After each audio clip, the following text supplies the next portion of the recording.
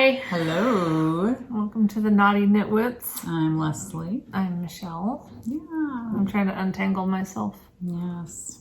But That's the only problem with those necklaces. Yeah. I feel like it does, I love the look of them, but I think I would constantly be trying to untangle. Straighten it. Yeah, untangle it all the time. Yes. Yeah.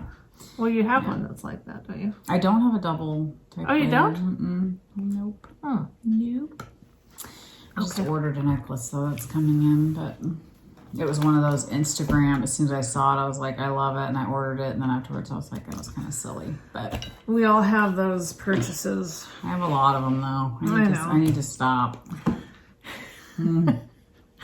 That's our intro right there. Every time. Hi, we're the Knotty Knitwits, Leslie, Michelle. We need to quit shopping. We need to quit shopping. I just bought some. I watched this beauty guru gal on YouTube. I really like her. Tati is her name, Tati. I don't know if that's her full YouTube channel name or what. But anyway, she's around our age, probably early 40s. Beautiful, very sweet gal. Anyway, she was talking about putting tallow on her face, which is like beef, I don't know if it's beef fat or something. But anyway, it's high in nutrients and vitamins for your face. It's anyway, so of course I bought some, because I got to try the beef fat. So it's interesting. I mean, I've only tried it for 2 days, but I just feel like the older I get, the more I need to moisturize. I remember as a kid watching my mom just lather her face with creams, and I never did because my face was always oily. But I feel like the older I get now, the more I'm I need to put some moisture into my face. And so anyway, it's supposed to be really good for your face, but I still feel silly. I'm I'm putting beef fat on my face, I'm not usually one to say, oh, you shouldn't. Yeah, I think it might be time for you to. I know. Somebody needs to put a stop. Yeah. When we've elevated to putting beef fat on our face. I know. I've lost all control. Gosh, what are you going to do when another 10 years when you're my age? I know. What gross stuff are you going to put on? I know. You're just going to be like, okay. But it is organically made. The company is made in the USA, and they do the scent I got is vanilla almond, which you would love. I love that scent. So maybe you would put beef fat on your face if it smelled good. I'll put it all over my body if it smells right. Because I've noticed Tough Woolens, my favorite vanilla almond. That's my. She hasn't had it in a long time. I'm like, you can't be undoing that. You can't make that a retired scent or something. That's a staple. It's a staple. Don't make me resort to beef fat. Oh my gosh, I know. If you have to. But it does make your skin feel very soft. Yeah. I mean, I have noticed. Because I've just been breaking out with weird zit type things, and I just feel I need to take better. And I wash my face twice a day. I do all those things. Do the things. I don't go to bed with makeup on, So it's I don't feel like there's anything I'm doing differently. She did talk about in her last video about how people let their makeup expire and they don't change it up. And I'm okay, I need to start looking at expiration dates on my makeup and creams and mascaras and I know that mascaras especially you have to be real careful with. Yeah. So anyway, done with makeup and stupid spending talk. No, we're not. I'm sure we'll talk about more stupid spending when we get to my purchases, for example. That's true. Don't know, but that's funny. That's okay. Yeah, beef. Yeah, beef. I think that's what it is. Tallow. I think that's what that is. I should Google it. So is it in a cream form? Yeah, and you wouldn't know. Okay. It looks like just cream. Is it in a jar with big udders? No udders. It's very tastefully done. I mean, you can tell it's quality. It's a good company. They believe in natural type stuff, and so I believe in it. But I just, we'll see. I haven't used it much, so yeah. If I start mooing or that could be from any number of things, actually. I have to Google what tallow is now. Okay. It's going to bug me because I don't want to be completely ignorant, But anyway, go and talk amongst yourselves. I will talk to you guys about what is grace. Do you guys know what grace is? Yeah, We've wondered what grace is. Yeah. Our dog Grace, if you're a former or previous watcher, if you're a former watcher, you're probably not watching now. But if you followed along with our puppy that we thought was a Chihuahua, and then we've posted all sorts of pictures showing Grace as she's gotten older. She just looks nothing like a Chihuahua. Doesn't act like a Chihuahua. She doesn't act like a Chihuahua. Her paws are huge. She's got the butt on her butt, you know, they got the little butthole. Yeah. And then she's got the like mustache looking thing, like like rat terriers. And when we Googled her picture, it came back rat terrier. And so we're like, okay, we got a rat terrier. But we decided to do the DNA test. So we did the DNA test and we finally got the results. Yes. And I'll tell you what, I wouldn't have been more surprised if it came back that she was a full-blooded German Shepherd than I am with how it came back. And I'm going to pull up I took a picture of it so I could tell you. Grace, it turns out, according to whoever this place was, and I had gotten input from you guys Wisdom? Was it Wisdom? I think it might have been Wisdom. That's a weird name. Anyway, Embark was like very highly recommended, and then this other one, and I went with the other one just because it got really good reviews and it was cheaper. It was still like $125 or something, $130, but it was less expensive than the Embark. And I thought, we don't need like a bunch of health information, but I'm not trying to seek relatives. I just want to know what she is. And so I thought this one was good. Well, anyway, so it came back. Grace is 86% Chihuahua, according to this. You know what would be funny is if you tested Oso. Because I'd be curious, what if Oso is not full as much Chihuahua? Right. What if Oso is something and else? And he totally could be something else. But it'd be funny to know. It would be. I think it'd be funny to know, like, to do her DNA through, it is Wisdom. That's who the place is. To do it through the Embark and just see if it was different. Yeah. And before you get on your little keypad and tell me that it doesn't matter, that, you should love your dog no matter what they are. No kidding. I mean, we're not doing it because... You're not going to send her back. We're not going to send her back. No. It doesn't matter. It absolutely doesn't matter, except to satisfy our curiosity. And isn't that what it's all about? That's right. She just doesn't look like a Chihuahua to us. And so many people said, miniature pinscher. And we could kind of see that. But we had done some research, and like rat terrier, she jumps up and down like a rat terrier. She's just got that look. I don't know. Energy, it's so weird that she's 86% Chihuahua.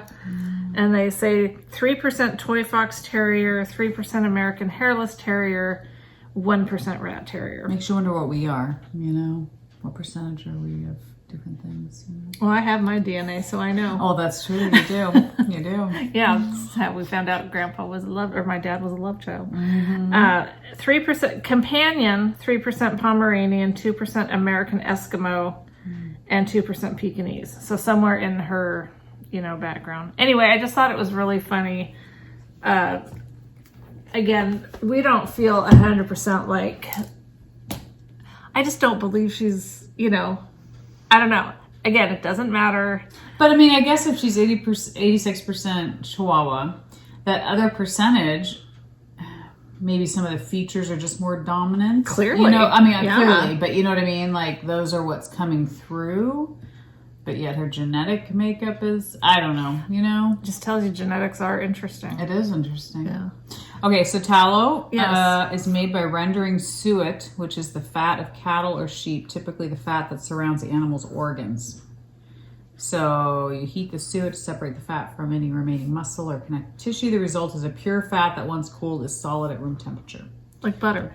Pretty much. So the company I got it from is Toops & Co. Organics. So that's where I got it from. Okay. But anyway. Well, we'll be anxiously awaiting your... Yeah. If you see any drastic difference in my face, Yeah. No, but silly. I do understand, though, because I definitely... I've always had drier skin. And so I moisturize my face all the time, even in my 20s, 30s, 40s. I've always... except now, it's funny... Because I don't wear makeup frequently, I find that, I wash my face in the shower or in the morning, whatever, but at night, if I don't have makeup on, I don't usually wash my face. Interesting. And I think I should, because you need to wash off the debris of just life. And then moisturize, and I just don't do that, and I definitely need to because, like all these years all up into my 50s, I was doing it. And now when it really counts, I'm not doing it. It's like, what is wrong with you? I counted more when you were younger. You think? I think so. I don't know. So I feel like I probably should have taken a little bit better of my skin when I was younger. But it was just so oily all the time. I don't know. I was always trying to dry it out, you know? Yeah, when the girls it's funny when my girls are here for whatever, like when Renata's home on leave, she'd try using either my shampoo and conditioner or my moisturizers and stuff, and she's like, it's just too much. You know? It makes my hair oil, it makes my skin oily. It's like, it soaks into my skin, like, you know. But. Well, I think when I was younger too, I didn't understand putting moisture on my face. It just made me feel gross and icky. And now that I'm older, I'm like, no, your skin needs to be hydrated. It needs to be soaking this good stuff, you know. And so it makes me all the more feel like pour it on, you know. So, but anyway. So. Do you guys ever have like your finger just get ice cold? Well, my hands are always cold and my feet are always cold. My hands are cold right now. It's weird because I'll just get like my pinky finger just be like an ice cube. I know it's probably a circulation issue, but I move my hands all the time. Yeah. I don't know. Who knows? All right. Well, should we talk knitting at all, or what do you think? Just skip over the knitting today, and I think we'll probably hit on it a little bit. A little bit here and there. Yeah. Well, you have big news. I know. Yeah. A finished object. Yes. I finished another one yesterday. I mean, last time you had finished objects today. Oh my gosh, you are just she's got the stuff flying off the needles. So I finished my half and half wrap. Pearl Soho, good wool, which I realized I looked them up today. It's sport weight. I thought it was DK or something. Freaking Nat, did you see that? Yes. I swear we aren't like living in a barn or something. Well, I mean, we have lived in a barn, but you don't know. It's either flies or gnats or some other flying creature. Anyway, this it's so funny because I was knitting on this yesterday trying to finish it up, and I was telling Bob, I said, man, this thing is going to be huge. It's so much bigger. And he recognized it because it was like covering up my legs and stuff when I was knitting it. And anyway, after I washed and blocked it, I hung it up next to my other linen quill yarn, because this is good wool. And this was only a little bit bigger, like maybe this much bigger. So it wasn't that much bigger. And when I was knitting with it, I kept thinking, I can't believe this is sport weight. I really feel like it's fingering. It does not it's not like a sport weight. I don't know. And I was going to say it was a heavy fingering, but I don't even think it's a heavy fingering. To me it feels like a fingering weight. So anyway, when you compare it to and I knit it with the same size needle as I did with the linen quill, which was, gosh, what is it? Whatever the pattern calls for, 3 or 4. I can't remember what it is. So I knit it with the same needle size. I did slip the last 3 stitches. Again, I've done that with all of mine, which gives you this I-cord edge on this side. Oh, gotcha. Okay. So the pattern doesn't call for that, but I've done that on all of mine. I-cord edgings are always nice. And then did you you didn't bind off an I-cord because you're binding off as you go. No, you bind off. I thought that too. It was funny because I was finishing up yesterday and I was like, oh my gosh, as soon as I'm done with these last ones, I'll be done. And then I was like, no, you still have to bind off all these freaking stitches. Oh. So I did do the Jenny's Surprisingly Stretchy bind off because I just like a little bit of room, you know. And yeah, finished it yesterday. And it was funny because I went to wash it. I got it. I don't know. I don't see it. Okay. But, I'm so much more dramatic when I'm trying to get a bug away from me. You're all just like... Well, trying to get it, but we'll see. So anyway, I washed it, and this thing was like heavy, and I was thinking, oh my gosh, it's going to take forever to dry. But I forgot with wool, like it really dries fast. Oh. And we had a beautiful day yesterday, and it was breezy. It was I was going to say windy, but it wasn't like a blustery wind, but it was definitely breezy where we live. So I hung it on my deck railing, and it was dry within, I think, an hour or less. It just dried. The air was flowing through it. Nice. And so I was like, I could see when I give this to my mom, I feel like I could tell her, yeah, if you need to wash it, which wool you don't need to wash as much because it is like self-cleaning. So wool is very nice in that way. So you shouldn't have to wash it, but she shouldn't have to wash it very much. But. Well, we generally knit with wool, don't we? Maybe not 100% wool. I mean, this is 100%. Okay. Is it non-superwash? Is that yeah. It's Andean Highland wool, 100%. This is their good wool. It says hand wash cold, lay flat to dry. So that's the best way to wash it. And that's what I did. Just hung it out to dry. But I feel like if she ever needed to wash it, like she could hand wash it and hanging on the back of a chair, and even in the winter, I think with the heater on, it would dry pretty fast. But I don't think she'll need to wash it very often. Probably not. But anyway, I feel like it's a good, obviously it's a good size to wrap up with in, as a blanket, because it does go all the way down to my legs. But I still feel like you could wrap it around your shoulder. I mean, it's definitely warm and cozy. That's what I love about these things. This is how I sit most of the time around my fire outside. I just wrap it around, and if I'm cold, it's like, if you need a double layer or if you just need a single layer, you can unwrap it and just do one layer around you. But they're so cozy. I just You've love definitely them. Inspired a lot of people to do the half and half. Now, would I do another one in the sport weight good wool? No. Okay. Even though it is very squishy. And do you think it's soft? I think it's soft. I think it's cushy and soft. Yeah. Yeah. I don't know that I could wear it against my skin. Really? That's so crazy. Because to me, this is like, I mean, I've had rustic wool for sure, and I love rustic wool, but to me, this is not rustic at all. But to some people, it just you depends. don't freak out over a tag touching your skin I don't. either. Exactly. That's what I'm saying. And that's the thing. It's like, I like rustic wool. So it's like, to me, I don't consider this rustic. I consider it soft. When I say that I don't think something is like soft or whatever, it's not a criticism of it's not soft yarn. It's, totally. It's a texture thing. It's a texture thing. Yeah, for sure. So, I mean, I wouldn't call it rustic myself, but it just depends on how sensitive you are to that kind of stuff. Yeah. And is it as soft as the linen quill? No. I mean, linen quill, I think with that linen in it, it's even softer. Which is nice since you actually like that better. I do. I love the linen quill. Yeah. And so to me, but I would use good wool again. Oh, I really like it. I would use it for a sweater. I would use it for whatever. So anyway, I'll be giving that to my mom. Nice. Next time I see her. But it's so funny because when I finished it, I was like, why did I ever think I could finish this for a wedding? Like it took me so much longer than I anticipated. And I was like, oh my gosh. And it's funny because yesterday when I was finishing this up, I was thinking to myself, yeah, I think I've gotten the half and half wrap out of my system. Really? But then as soon as I was done with it, I was like, nope, I think I'd like another.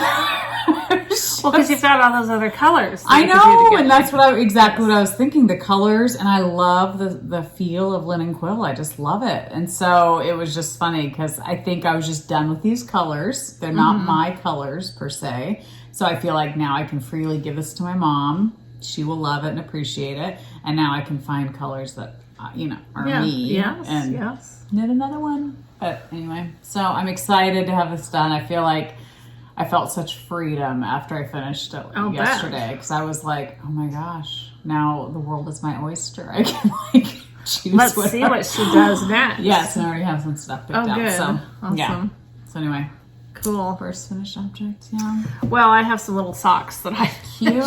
No big. Well, those don't take as long, so that's good. Yes, exactly. Mm-hmm. This is the yarn. Okay, here's the deal. I have this already in show notes, and I did link it, but I can't remember. Can't remember the pattern name. I'll be there for you. Oh, is yes, the yes, colorway, yes. and I think it's Night Owl Fibers. Okay. I think it's something about an owl. Oh. Yeah, I'm pretty sure that's it. Yeah. I have it linked correctly in the show notes. Yes. The pattern is God's Promise by Anna Knitter Yarns, and I got that on Etsy. Okay. And she has several cute. I don't know if you can really see the patterning, but I can see it more in person. But it's a cute pattern, and it was easy. Nice.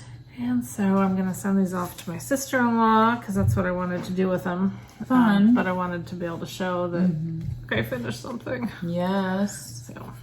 So fun. Yeah, I like that yarn. It's nice and it's super soft. It's yes, very soft. I feel like I should know for sure who the yarn is, so I'll look into that while you're talking about something. Yes. It does have something to do with an owl. So I decided to knit. I finished the other cowl with cashmere. So I decided to knit the Getting Warmer. Okay, where did I put that other tag? Getting warmer. You're getting warmer. I'm getting warmer. I'm getting there. We'll crack ourselves up. Getting Warmer Cowl by Melissa Clulo, which is a Spostrico. So it's a free pattern, which I just love. Free patterns. I hate trying to remember how to spell that. I know. That's why I had to have you send it to me. It's like E space tricot, you know, is how we Americans would pronounce it. But anyway, I had this yarn left over from Woolfolk. Oh, okay. And I didn't know there was no tag with it. And I was like, what the heck? What kind of yarn is this? What even is it? And so... is it the one that we did our sweaters no, on? So that's the thing. I was like, which one is it? So this is what it is. So I was like, I don't know what weight it is. I don't even know, like, you know, anything. And so Getting Warmer calls for Woolfolk Luft. Well, Woolfolk Luft is bulky.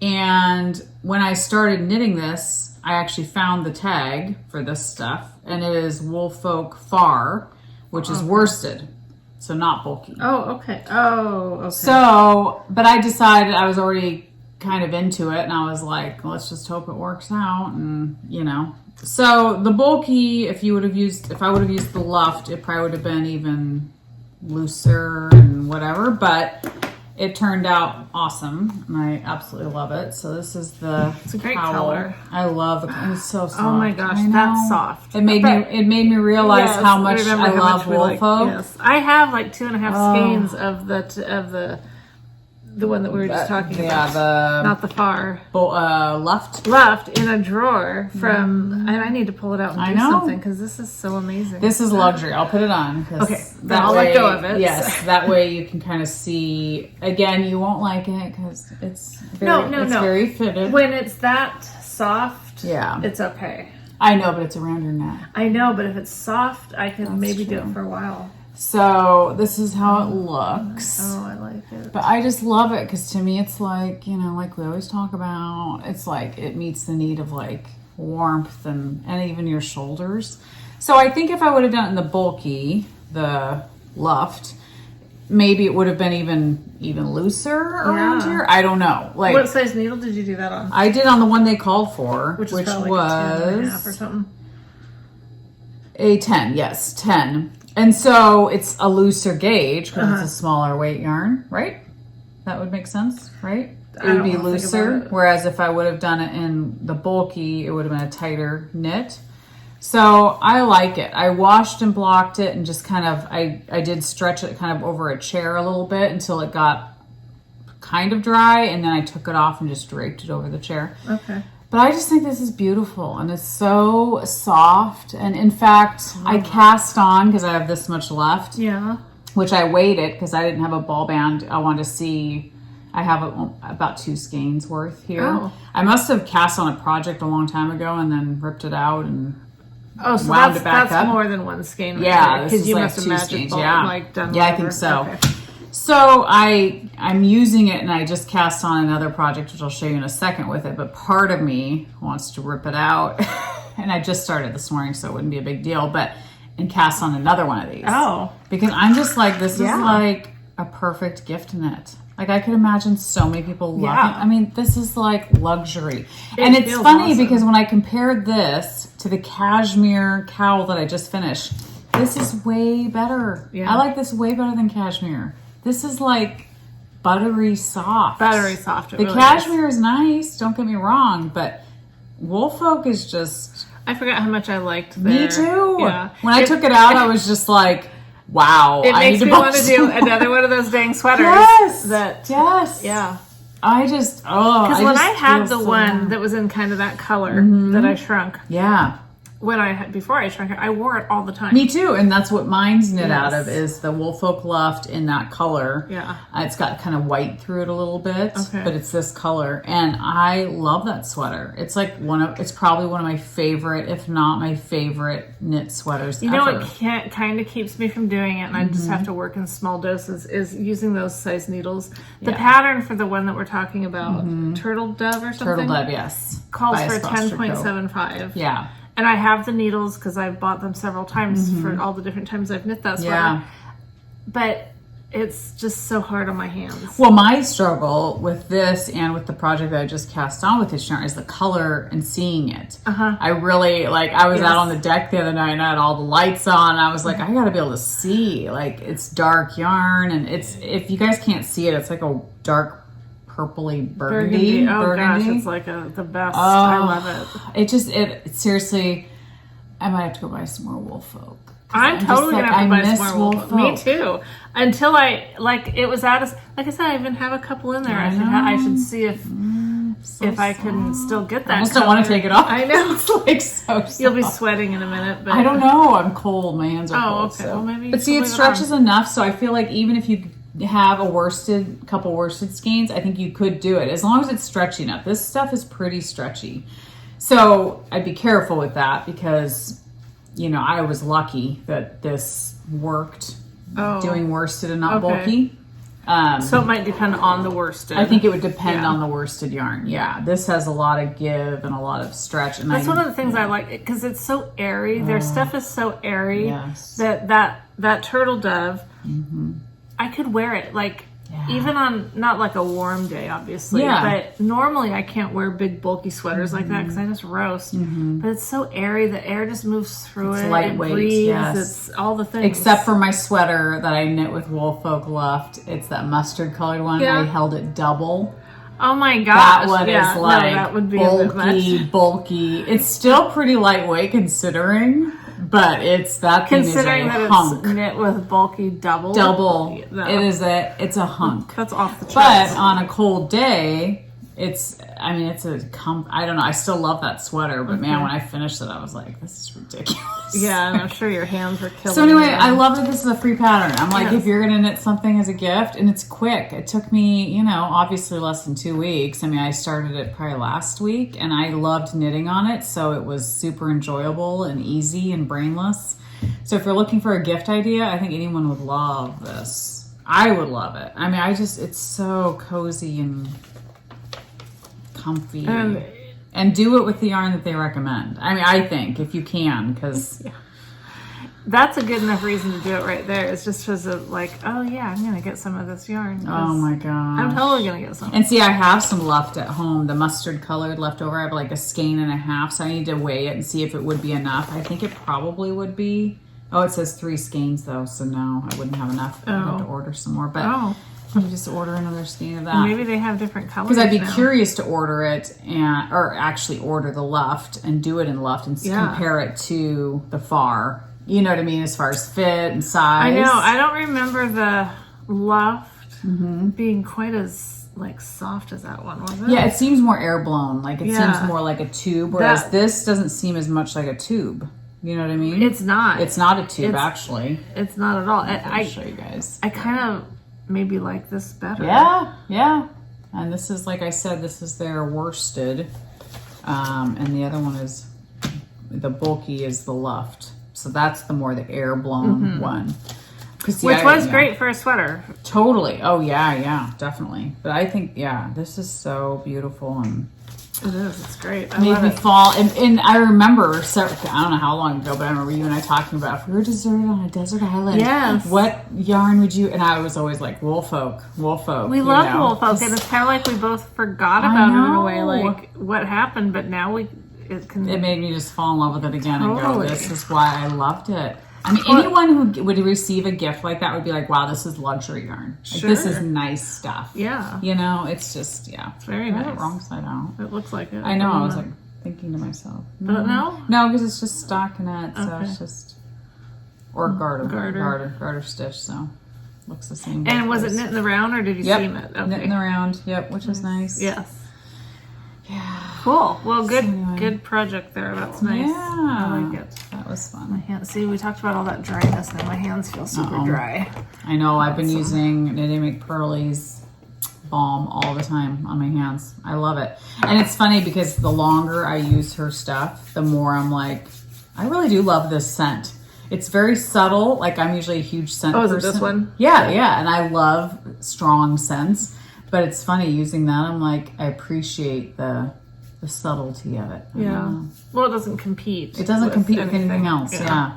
But it smells so good and it works amazingly well. Oh. Her stuff's amazing. Should we give you your birthday presents and then move on?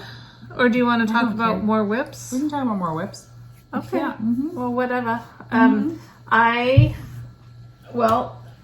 have been working on some more. These aren't all of them, but more squares for Renata's blanket. Fun. I sent her some pictures because all these different ones I was kind of feeling like just too chaos. Like it just was too many blankets, you mean? Like too many different squares to go into one blanket. Okay. I was like, how am I going to do that? You know, because what I have decided is I'm going to, well, let me back up a little. I bought more colors. I think I told you guys I had ordered more colors of the, whatever this yarn is, Premier Everyday DK Anti-Pilling. And so I wanted to get more colors. I just felt like there was something missing from the palette that I was working with. Yeah. So I got a couple more, and I'm going to omit a couple. Like, for example, I have them in this rolling cart because I don't know how people, you can't see it, but it's one of those 3-tiered rolling carts. When you're working with these big things of yarn and you're using all these different colors, I have to see them. Yeah. You know? Yeah. Helps you to visualize like what's next. Yeah. Yeah. So, I've already taken them out of here, and I don't even have any of the squares because I don't have all the squares out here. But there was this one, I think it was called Peach Blossom, and it looked very fleshy. And I didn't love it. Yeah. Like, I loved the idea of it when I saw it online. Fleshy yarn. Fleshy yarn, yeah. Well, you call something Peach Blossom, it sounds, that's pretty, but it just wasn't. I mean, it's okay, and I'm not gonna get rid of the squares that I used it in. Okay. I don't think. Okay. I mean, I think I'm still gonna intersperse them somewhere, but I'm not gonna do that color anymore. Or there was kind of a burgundy color that Renata really wanted a red, and that just didn't really work. Yeah. So, but I did get, and I also got this purple. Pretty. And even though it's not my favorite, I got an orange. And I got a better green. I mean, I'll still use the other green, but I got this green because the green that we had been using, that she'd kind of picked out, was this, which I don't mind it. It's like not a bad color, but you need that green at least. Yeah. And and then I also got this peacock or whatever. That's really pretty. I like that. So I think these colors still go fine with, you know, the other ones that we'd been using. Yeah. This was not part of the original, but I've been using them. And this is a nice, it was just, there was so many dull colors, which I don't mind muted colors. Right. I just felt like it needed something else. So and then there's still gray and that khaki green.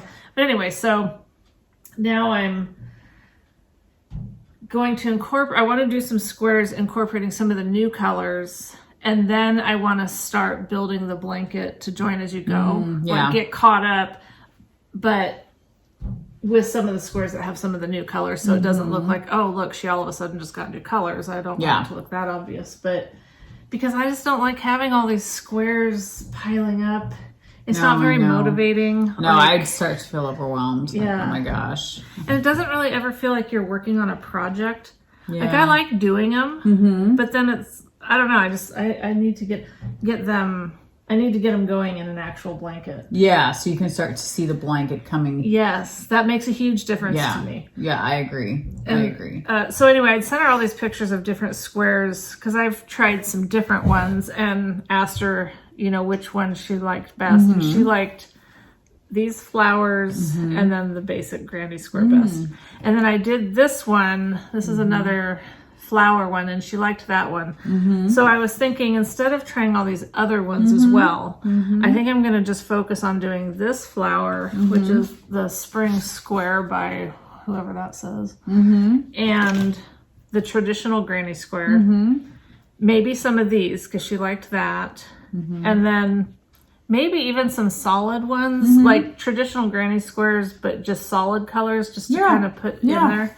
Yeah, that's a good idea. But I gotta do something because, I Otherwise, again, like I have a lot more squares than this, but when I start to put them together for the size blanket that she wants, it's going to be like, I have a lot of squares to go. And that's just too daunting. Whereas if I at least start it as a blanket, then I'll feel like, okay, we've got some. Yeah, you'll start to feel like it's coming together. Yeah. It's not just a bunch of pieces that still have to be put together. It's progress. And I bought black to put them all together. And then I was like, I don't know that I want black. I think so. Then I ordered a cream color that hopefully will be cream, because this one, this is their cream color, and it really reads as white. I think so too. Yeah. So I ordered from, it's a totally different line, but still a DK, and it looked hopefully more cream. Good. So hopefully, otherwise I'll have lots screwed. of that too. You're screwed if that. I'll just keep buying until I actually go in person somewhere. That's right. But there's not a lot of options around here. Whenever I go to the Michaels or Joann's around the Longview ones, and I don't do it often. Yeah. But it's always kind of depressing when I leave, because they all look like they're about to close. I know. It's just so bad. Yeah. So I don't really have a ton of options to go. I mean, I could drive an hour and go to Vancouver. Or you can meet me somewhere. We can go somewhere. I know. I wanted you to not work that day. I know. But you had to. I know. Bummer. So are you having FOMO about Rhinebeck? How are your feelings on that? No, I'm really not. Rhinebeck, I think, would be fun if I could have like a pass where there was like a tenth of the amount of people there. I saw Carrie, our friend Carrie, the Creative Obsession, she's there, and she posted a reel along with a million other people, but of, just kind of the milling around. And it's just way too many people for me. Yeah. And I know, like, mentally, I'd be like, okay, I have to just, get in this mental headspace. I'd have this checklist. But what happens is when you get in that situation, all of your intellect goes away and your instinct kicks in. And my instinct is to get away from the people. Yeah. And because I used to do that to my kids when we'd go places, I'd just rush them through everything. I just don't, it's just not fun. Yeah, you just want to get in and get out and be done. Yeah. So I keep thinking of it as like, remember when we used to go to the festival in Canby? What was that called? Was that Off? Off, yeah. And I remember thinking I'd be so gung-ho to go. And then we'd get there and it'd be like, okay. Yeah. Bought a couple skeins. Maybe bought a bag. All right, time to go home.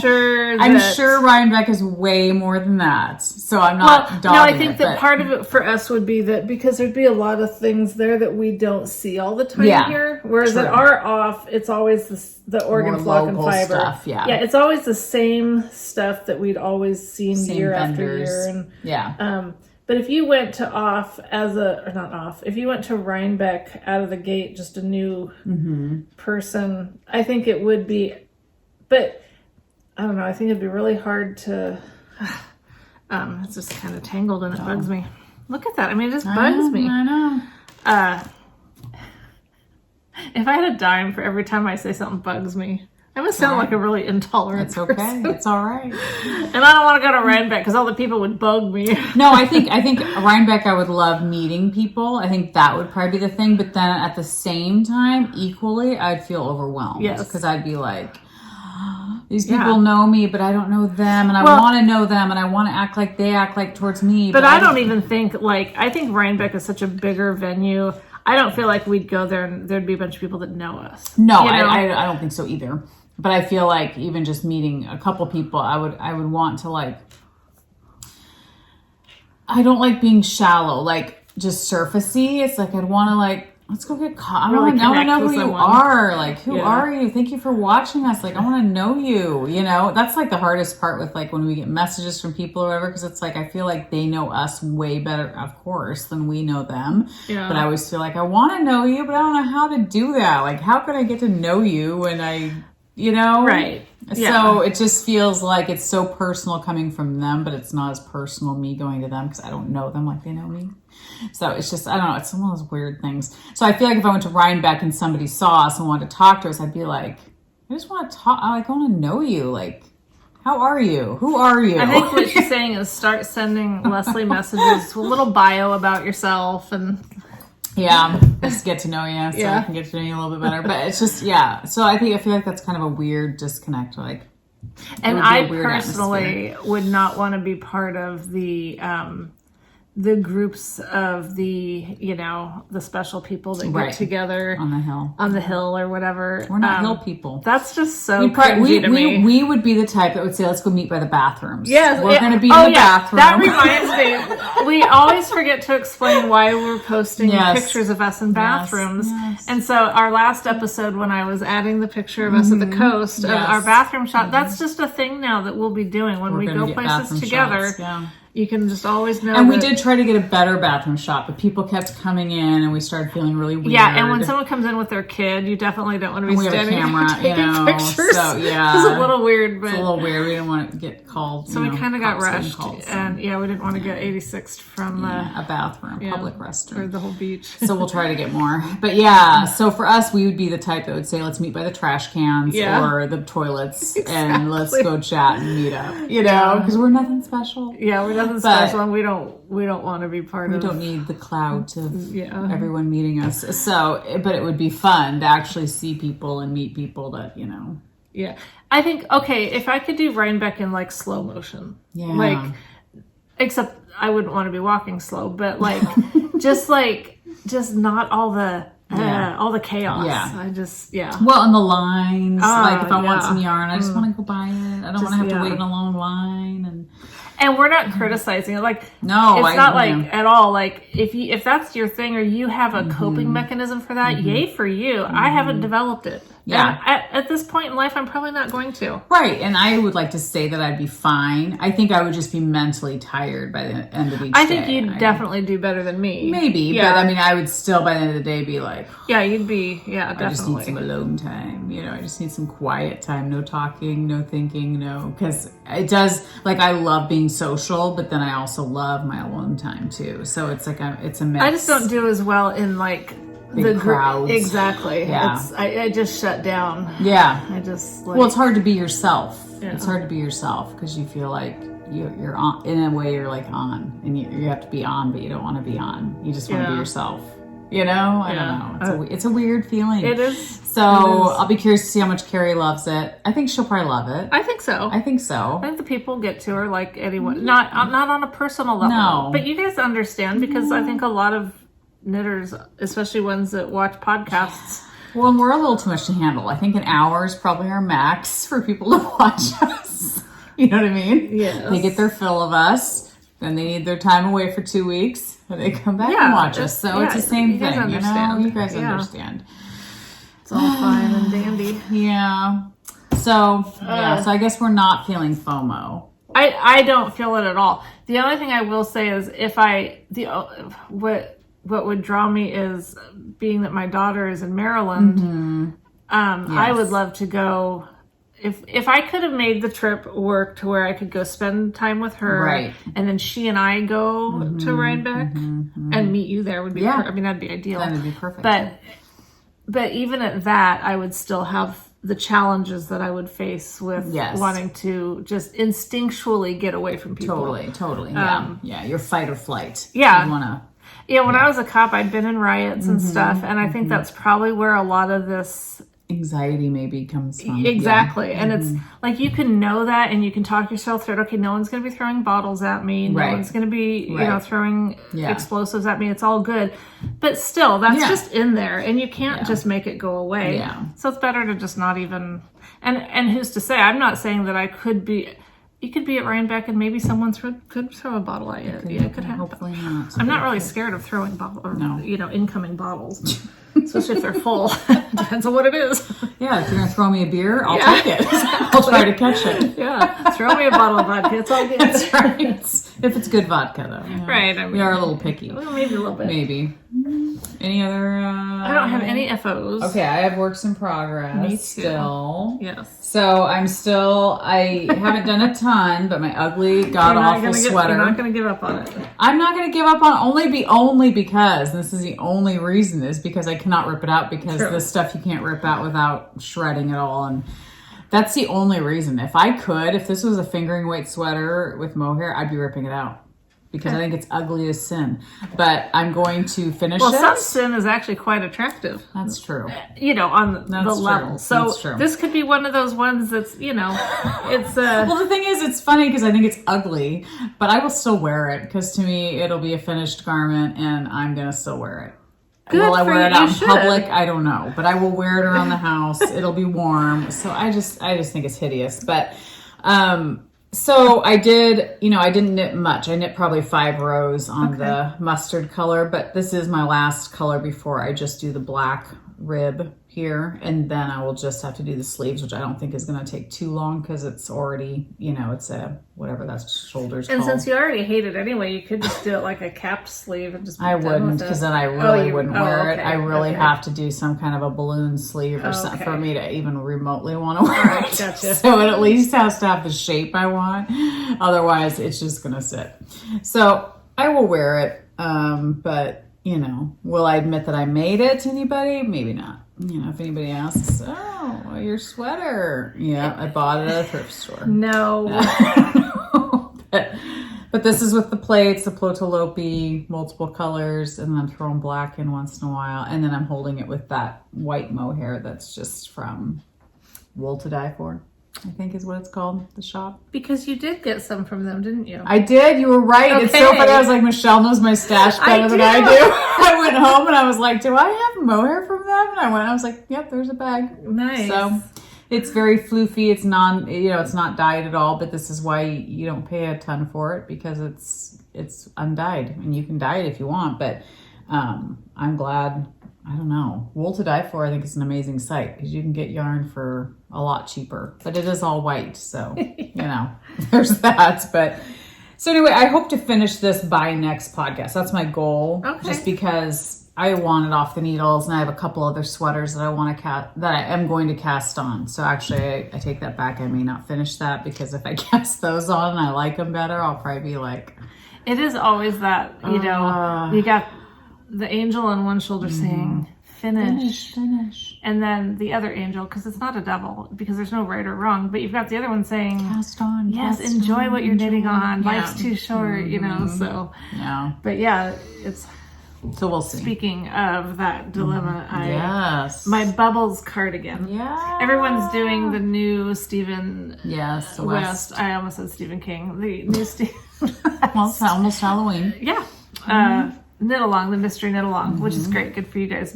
I'm still trying to get my Bubbles cardigan done from years ago. Yeah. But I finished the ribbing on the Nice. bottom. Oh, Yay. yay. Did that. Yay. And started a sleeve. Awesome. So that's big for me. That's 'cause huge.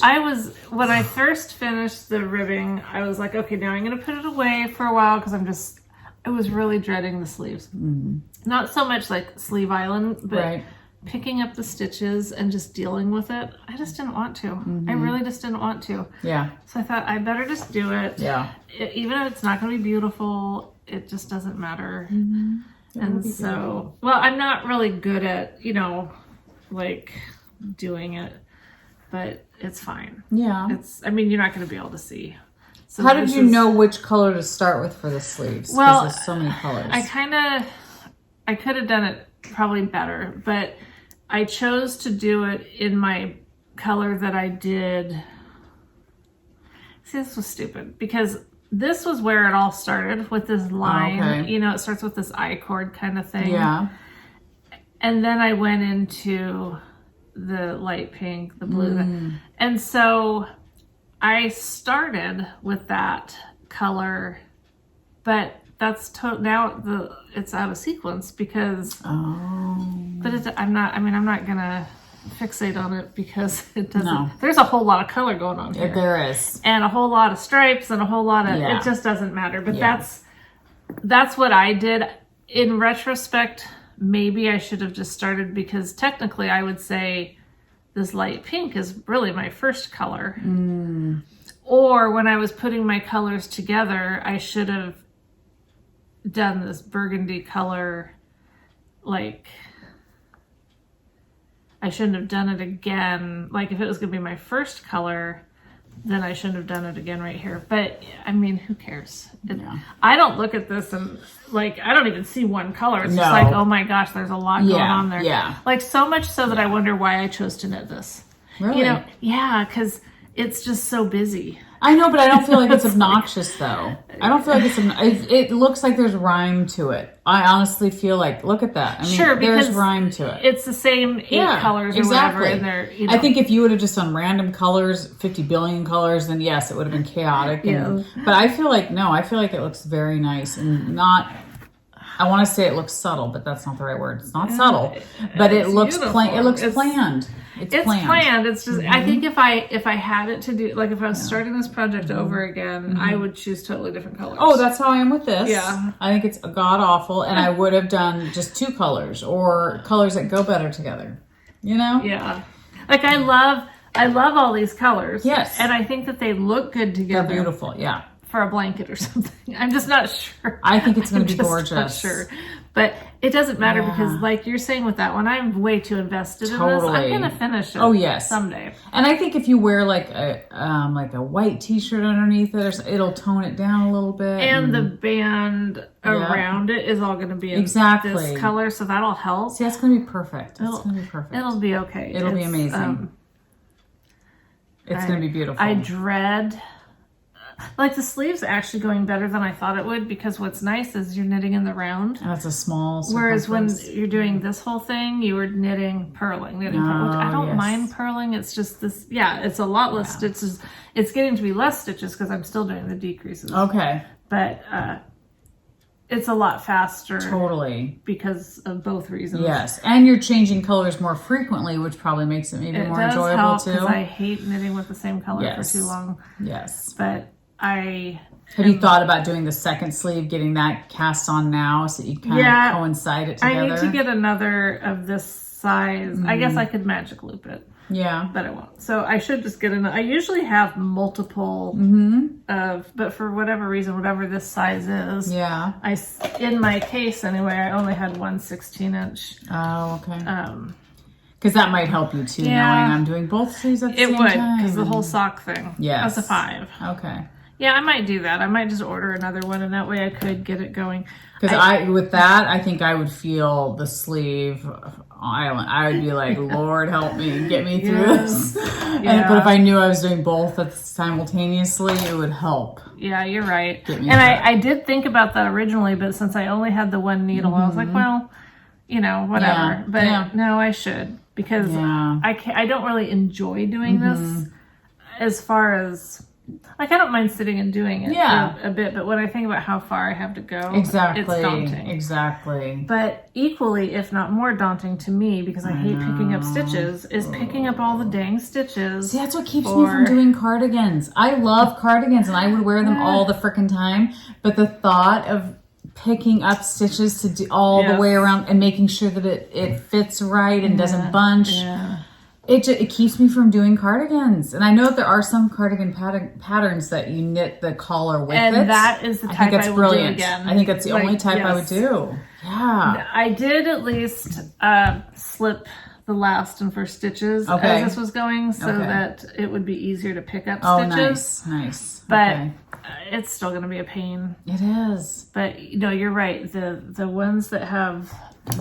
whether they call it the applied it's just whatever it's so much smarter. I think so too, because to me a cardigan is already daunting, and then when you think about all the different steps, I've got to knit the cardigan, now I got to do the sleeves, oh crap, I'm not done yet, I still got to do this whole collar thing. It's like I just prefer to get the collar and the body done at the same time than just hit the sleeves. To me that makes it seem more like just a sweater, just a sweater knit.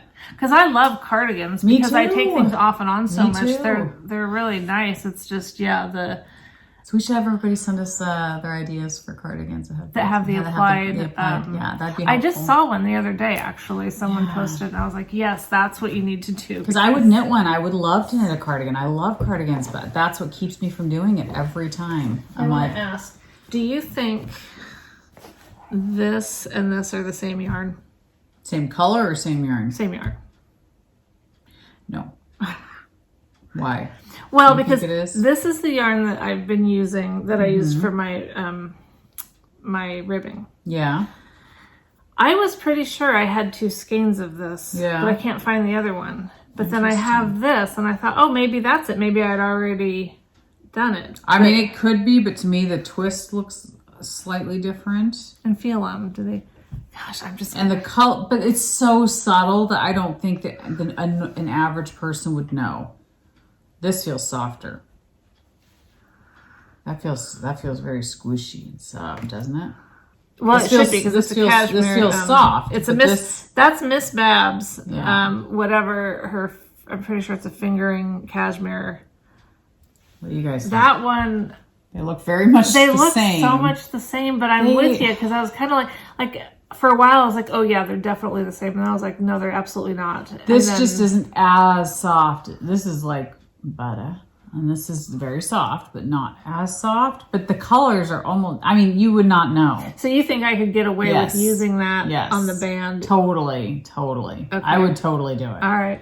Yeah, I would for sure. Because if I just looked at it, I'd be like, yeah, they're... Especially if I alternated. Well, oh yeah, if you alternate them for sure. And also... they're at different parts of the cardigan, you know what I mean? True. One's around the bottom and one's around the top. Yeah, but I'm going to need both of those to do I'm sure I'm going to need... I think if you did helical knitting or just, you know, went back, I think you'd be fine. Yeah. Right. I wouldn't worry about it. Right. Yeah. That's funny. I just don't know for sure. No, it's just the feel is slightly different. If this isn't that, then what is, you know, because like how many skeins of gray... yarn have I ever used, you know? I know. They just feel slightly different. They do. The one feels a little bit more And I agree, softer. The twist looks, like this one looks a little bit tighter of a twist than this one. But it's not enough of a difference to where I'd be like, oh my gosh, what is she doing here? There's 2 different kinds of yarn. Who does that? No. Yeah, I wouldn't notice it like that. So all right. I think you're safe. Maybe we'll be okay then. I think you're safe. So, the next thing I cast on just this morning. Oh boy. Which this is the one that I might rip out because I kind of want to do another one of the, whatever it's called. What did I call it again? The Getting Warmer. Getting Warmer. How could we forget that? Getting Warmer.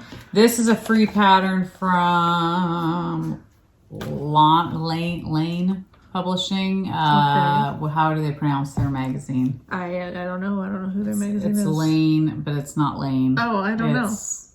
Why would it not be Laine? It says Laine. Because it's foreign, I think. Oh, okay.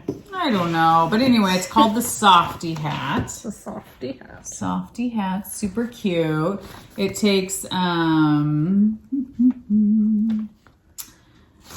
says it on the back, I think. The yarn they call for is, I'm trying to see the weight. Oh. Bulky weight. So bulky weight yarn. So I'm taking the yarn that I use and I'm doubling it. Oh my gosh, to make bulky. So I cast on this morning. All right. So it's a baby hat. Yeah, just a baby.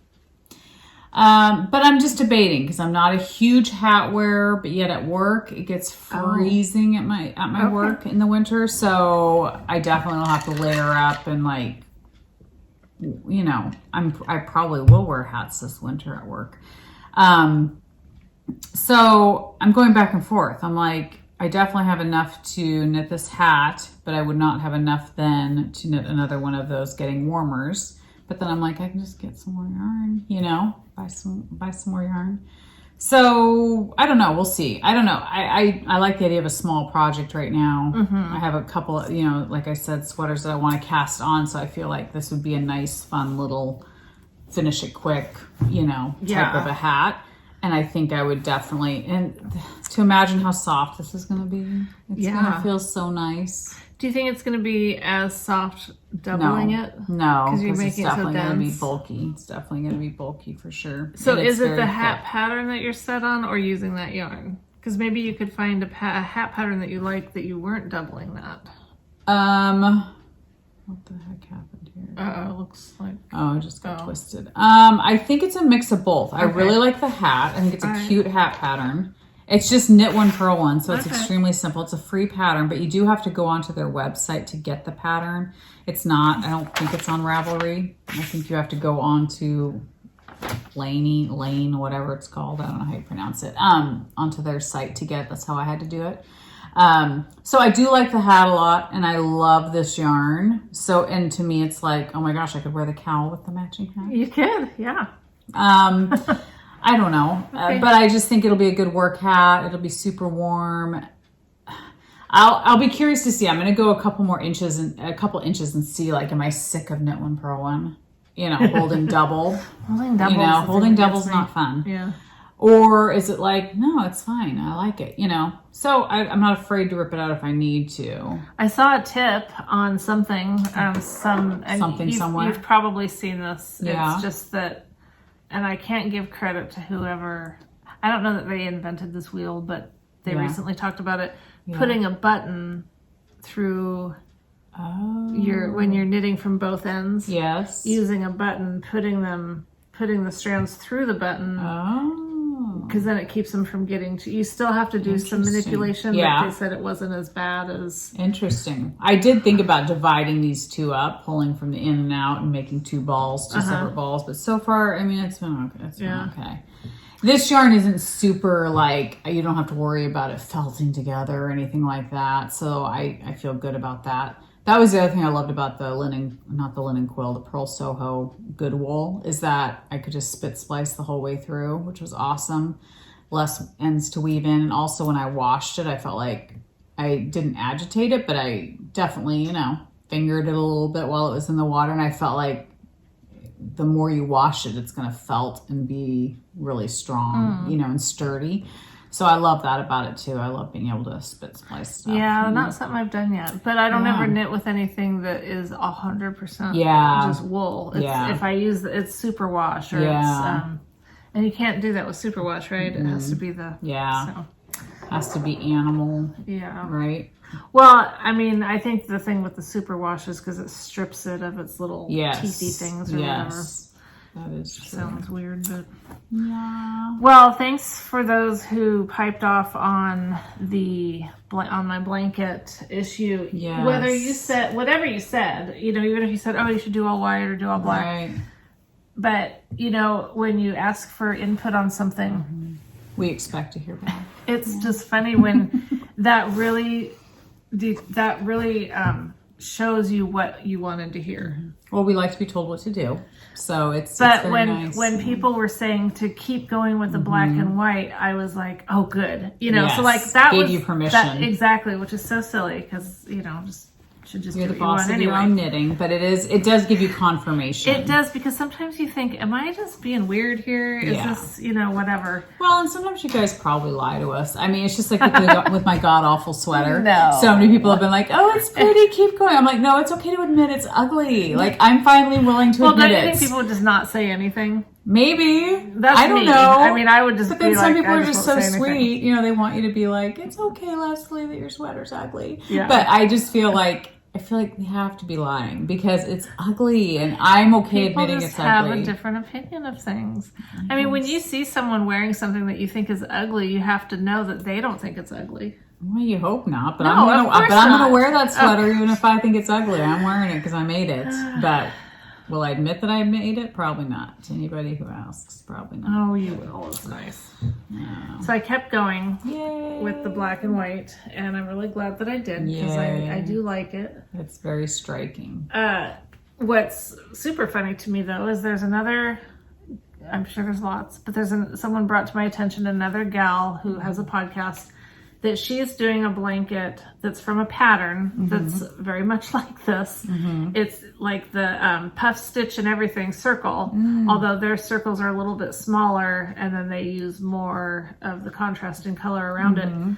But part of me wishes that I had seen that before, because I didn't like super struggle, but I figured out how to do the puff stitch circle, the count, and then when it came to turning it into a square, you know, I figured out my own, okay, how many stitches do I do in between the corners? You know, I like did a little bit of math, did all this stuff, like figured it out on my own. And then you come to find out, of course. I mean, I didn't think I was reinventing that wheel for Yeah. sure, but I didn't know, especially since I'm newer to crochet, it's not like I know all these different patterns or places to get them. Right. So I kind of wish that I'd seen that pattern before, you know, doing all this, because it probably would have been better.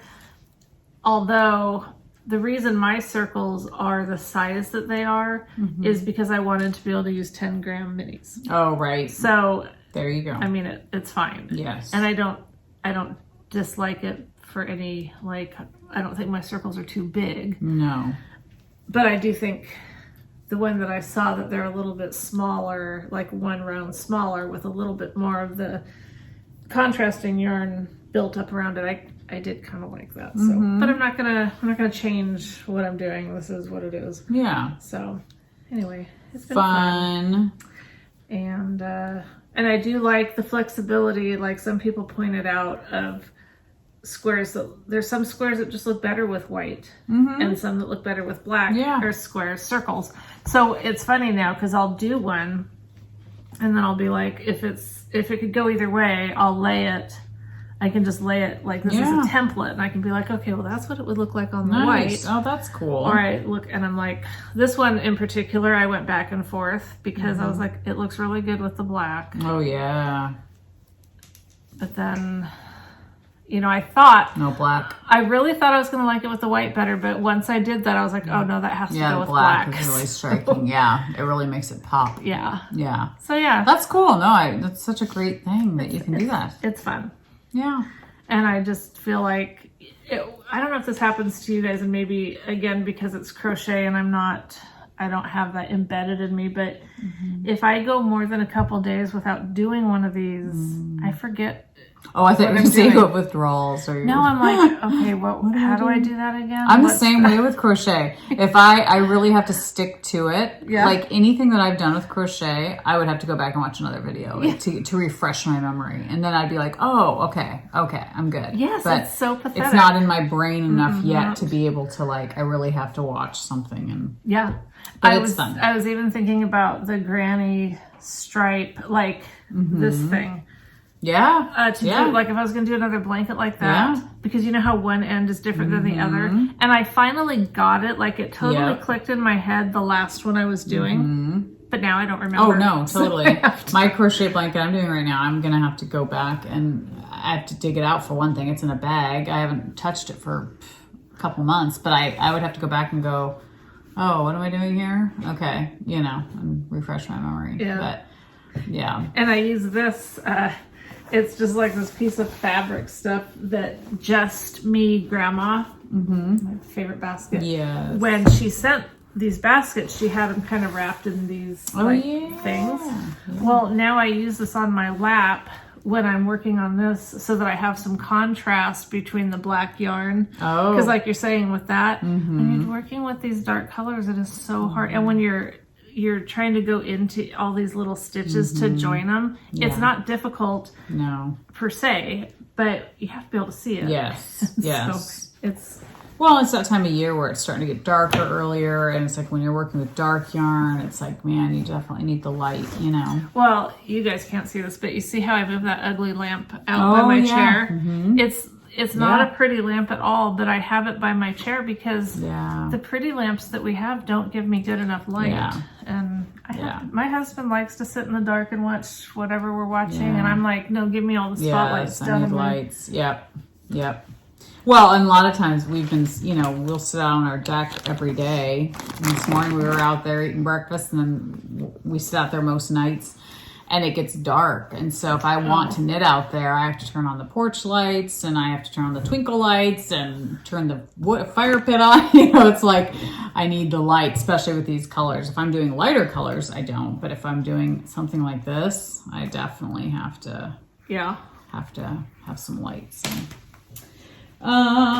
Okay, so as far as projects that I'm going to cast on, this is this next sweater I want to cast on. It's called the Classic by Espostrico. Again, another free pattern. Cool. And it's fingering weight yarn held with mohair, which you know I love. So the classic, and this is what someone recommended that I do. Remember when I posted that picture on Instagram of that pink and cream and mustard colored sweater, and I was like, find me a pattern that I can do this with. Somebody told me about this one, and I was like, oh my gosh, yes. But anyway, I'm not going to do it with those colors. I'm going to do it with my linen quill, you know. So you're going to do it, and you're going to use it with mohair. This with white mohair. Oh gosh, that's going to be gorgeous. It's going to be gorgeous. I need one more skein of this, and I went online this morning, and they're out of this color. So I gave them my email saying, email me when it's in, because I need one more skein of it. But it's going to be the dreamiest. Oh yeah. It's going to be so. And I debated between this and that mustard I got. I like the mustard, but I was like, this blue is just gorgeous. Look at it next to that. I know. That's gorgeous. Oh my gosh. Pretty. So pretty. So this is what I'm going to cast. I'm going to go ahead and cast it on and trust that they're going to get this color in more of. You know, because I have 2 skeins of it. So I'm not going to need it for a while. And someone watching might have one that they'd be willing to I sell doubt you. it. This is one of their new colors. No one's going to want to give this up. Maybe not. Did you look on Ravelry to see if anyone had any in their stash? It's so new. I'd be shocked if anybody would. You know what I mean? Like it's really new.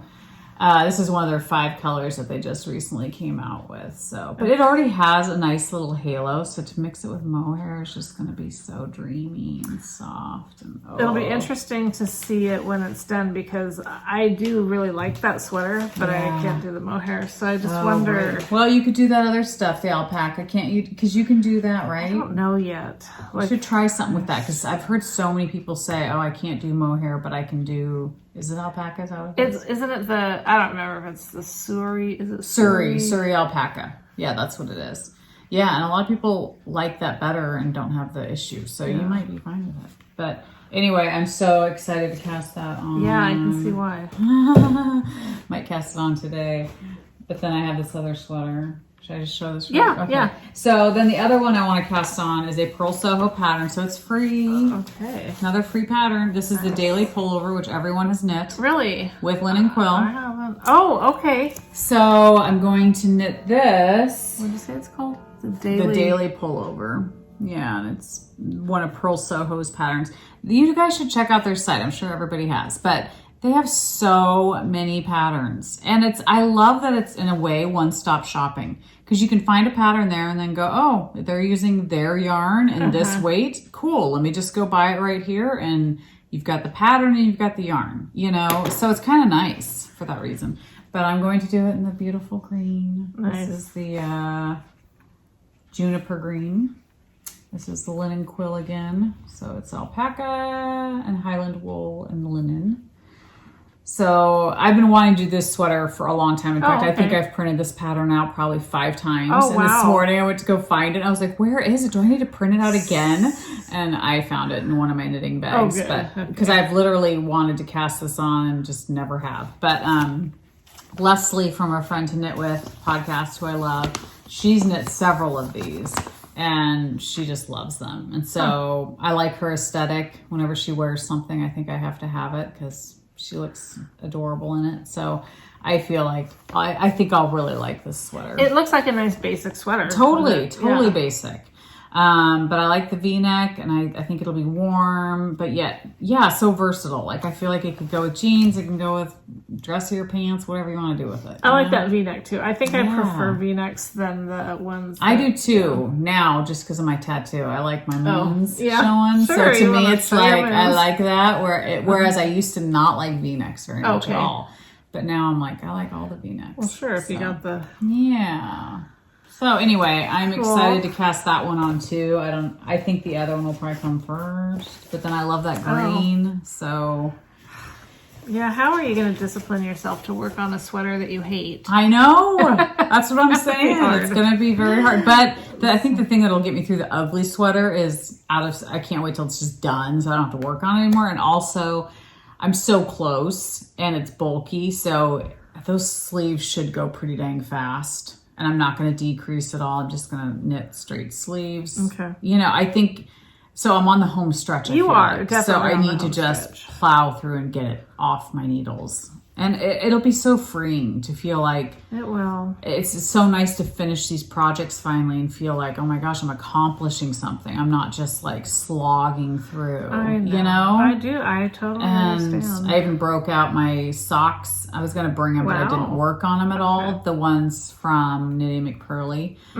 Devin, those gray ones, they're beautiful. And I just haven't knit on them in forever. And I was like, I want to finish those. But at least you have a hat going. Because when you were doing the hat, I was thinking, you have to, I feel like when you've got bigger projects, you got to have either a hat or socks. Something little, little. Yeah. And I'm loving those cowls too. I'm like, oh my gosh, I just want to knit everyone in cowls because I think they're so soft and squishy. And I like them almost better than shawls because I feel like they stay on you. Yeah. I like cowls better than shawls, for sure. Yeah. And that's the style of cowl I love. So I'm like, okay, I found 2 great patterns that I can just knit and, you know, give away or do whatever. So. Well, you guys will be happy to know that the thing that I'd threatened to throw in the garbage. Yes. I had lots of offers of sending it, and so many people saying that they'd undo it and send it back to me, and I was like, that's really nice.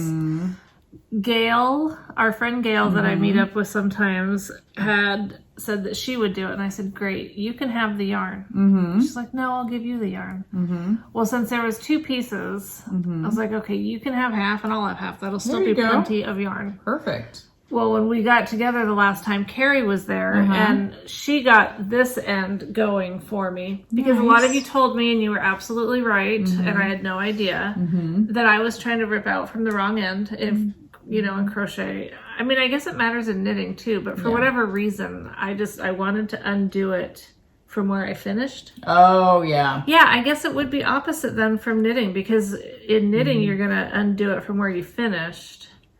Yeah. But that doesn't make, I don't know. Anyway, I'm not going to try to understand it. Let's just say I've got this going. It's going to be a great big ball of yarn that I can probably just do a crochet blanket with. Anything. But it is beautiful. Nice that I'll have, you know, the yarn, and it's not going to just be in a Hobby Lobby bag in my closet.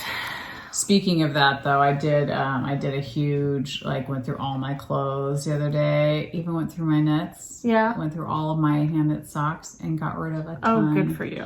It felt so good because for so long I felt so guilty about it. Yeah. But I dumped all of my hand knit socks on my bed, and so many of them were either back when I first started knitting and they were too tight around the ankle, you know, or they just, I had a hard time getting up over my foot, my heel. And I was like, why am I keeping these? Get rid of them. Come undone. Okay, so I just was like, you know what? If I don't like them or if they don't fit right, I'm getting rid of them. And I got rid of a ton, and it felt so freeing just to be like, you know what? I had fun with it. I knit with it. Yeah. It's time to go somewhere else. And I even did that with a couple, did I do it with any shawls? I'm trying to think. I don't remember. I did it with a couple of my hats because I had a couple hats that didn't quite fit right. Either they had color work and the color work was a little tight, so it made the whole hat look a little funky. I was like, nope, somebody else can have it. You know, I'm going to give it away to just get rid of it. So I did that, and that felt really, really nice. Yeah, that's great. And I do have a giveaway. In fact, I keep forgetting to bring it, but hopefully this will remind me. But I had bought a while back from Ruby Moss Cottage, Joyce. Yes. Who we love. I love her podcast. I had bought her, she loves to buy crochet blankets or knitted blankets from Goodwill or secondhand stores, or people give them to her, and she repurposes them into other projects, makes bags, whatever. Yeah. Cute, adorable things. Well, I had bought her crochet skirt. Yeah, I remember maybe a year ago or so. And anyway, it just does not fit. It's too big, and there's no way I can make it fit. Because I'm not a seamstress. I don't know how to sew. I don't know how to you know what I mean? I don't know how to make it work. So I feel like I'm going to use that as a giveaway. Okay, cool. Because somebody needs to use it and somebody needs to wear it because it's adorable. It's super cute. And if it fit me, I'd be wearing it with some leggings and... Uh-oh, what happened? What'd you do? Well, it came undone, and now it's not undoing again. So I gotta see. Where's Carrie? Carrie, come over and save us. I need a darning needle. Yes. And I don't have one over here. Shoot. You can go get one if you need to. I could go get one. I know how frustrating that is. But anyway, I just want someone to get use out of it because she spent so much time making that skirt, and I love the skirt. But I want it to go to actually somebody who will. I don't want to just give it to Goodwill. You know what I mean? Right. Like I want it to go to someone who appreciates crochet and appreciates, someone that'll love it and wear it. So I don't know what size it is considered. So that's the only problem. Do you want to... Maybe I can measure it. Well, I was going to say, what you could, if you want, because you forget to bring it here, why don't you, as an option, do a giveaway on Instagram? True. And then that way, I'm pretty blocked in here. I just need to find out, like, what the size is. Like, I need to, like... You can measure around the waist. Is that how you tell? Is that how you tell? I you think just that tell? would be a good way to... Because then you could just say, okay, I measured it around and unstretched. It's however many inches. Or okay. whatever. And it is stretchy, which is nice. So it could fit, I would say multiple sizes type thing. So anyway... Maybe I will do that. Put it on Instagram and see if you guys, that way if you guys want to enter, if you like that kind of look and you feel like it would fit you, I can do a giveaway for that. But that was one thing that I was like, I cannot part with. I can't just send this to Goodwill. Yeah. It has to go to a good home that I know somebody's going to love it as much as I love it and wish it fit, But you don't want to gain the weight back to make it fit. No. And it was always a little bit big on me, but I was always like, oh, I can, at that point I could put a belt around it, but now it's too big and the belt doesn't work. So yeah, so it's time to rehome, but I want it to go to a good home. It's like giving away a puppy, The skirt has to go to a good home. One like take that, good care yeah, of it. Yeah, definitely. So I love it, and it bums me out. But not really, because it's a good thing that it doesn't fit. Yeah. But it's sad at the same time because it's adorable and perfect for fall and winter.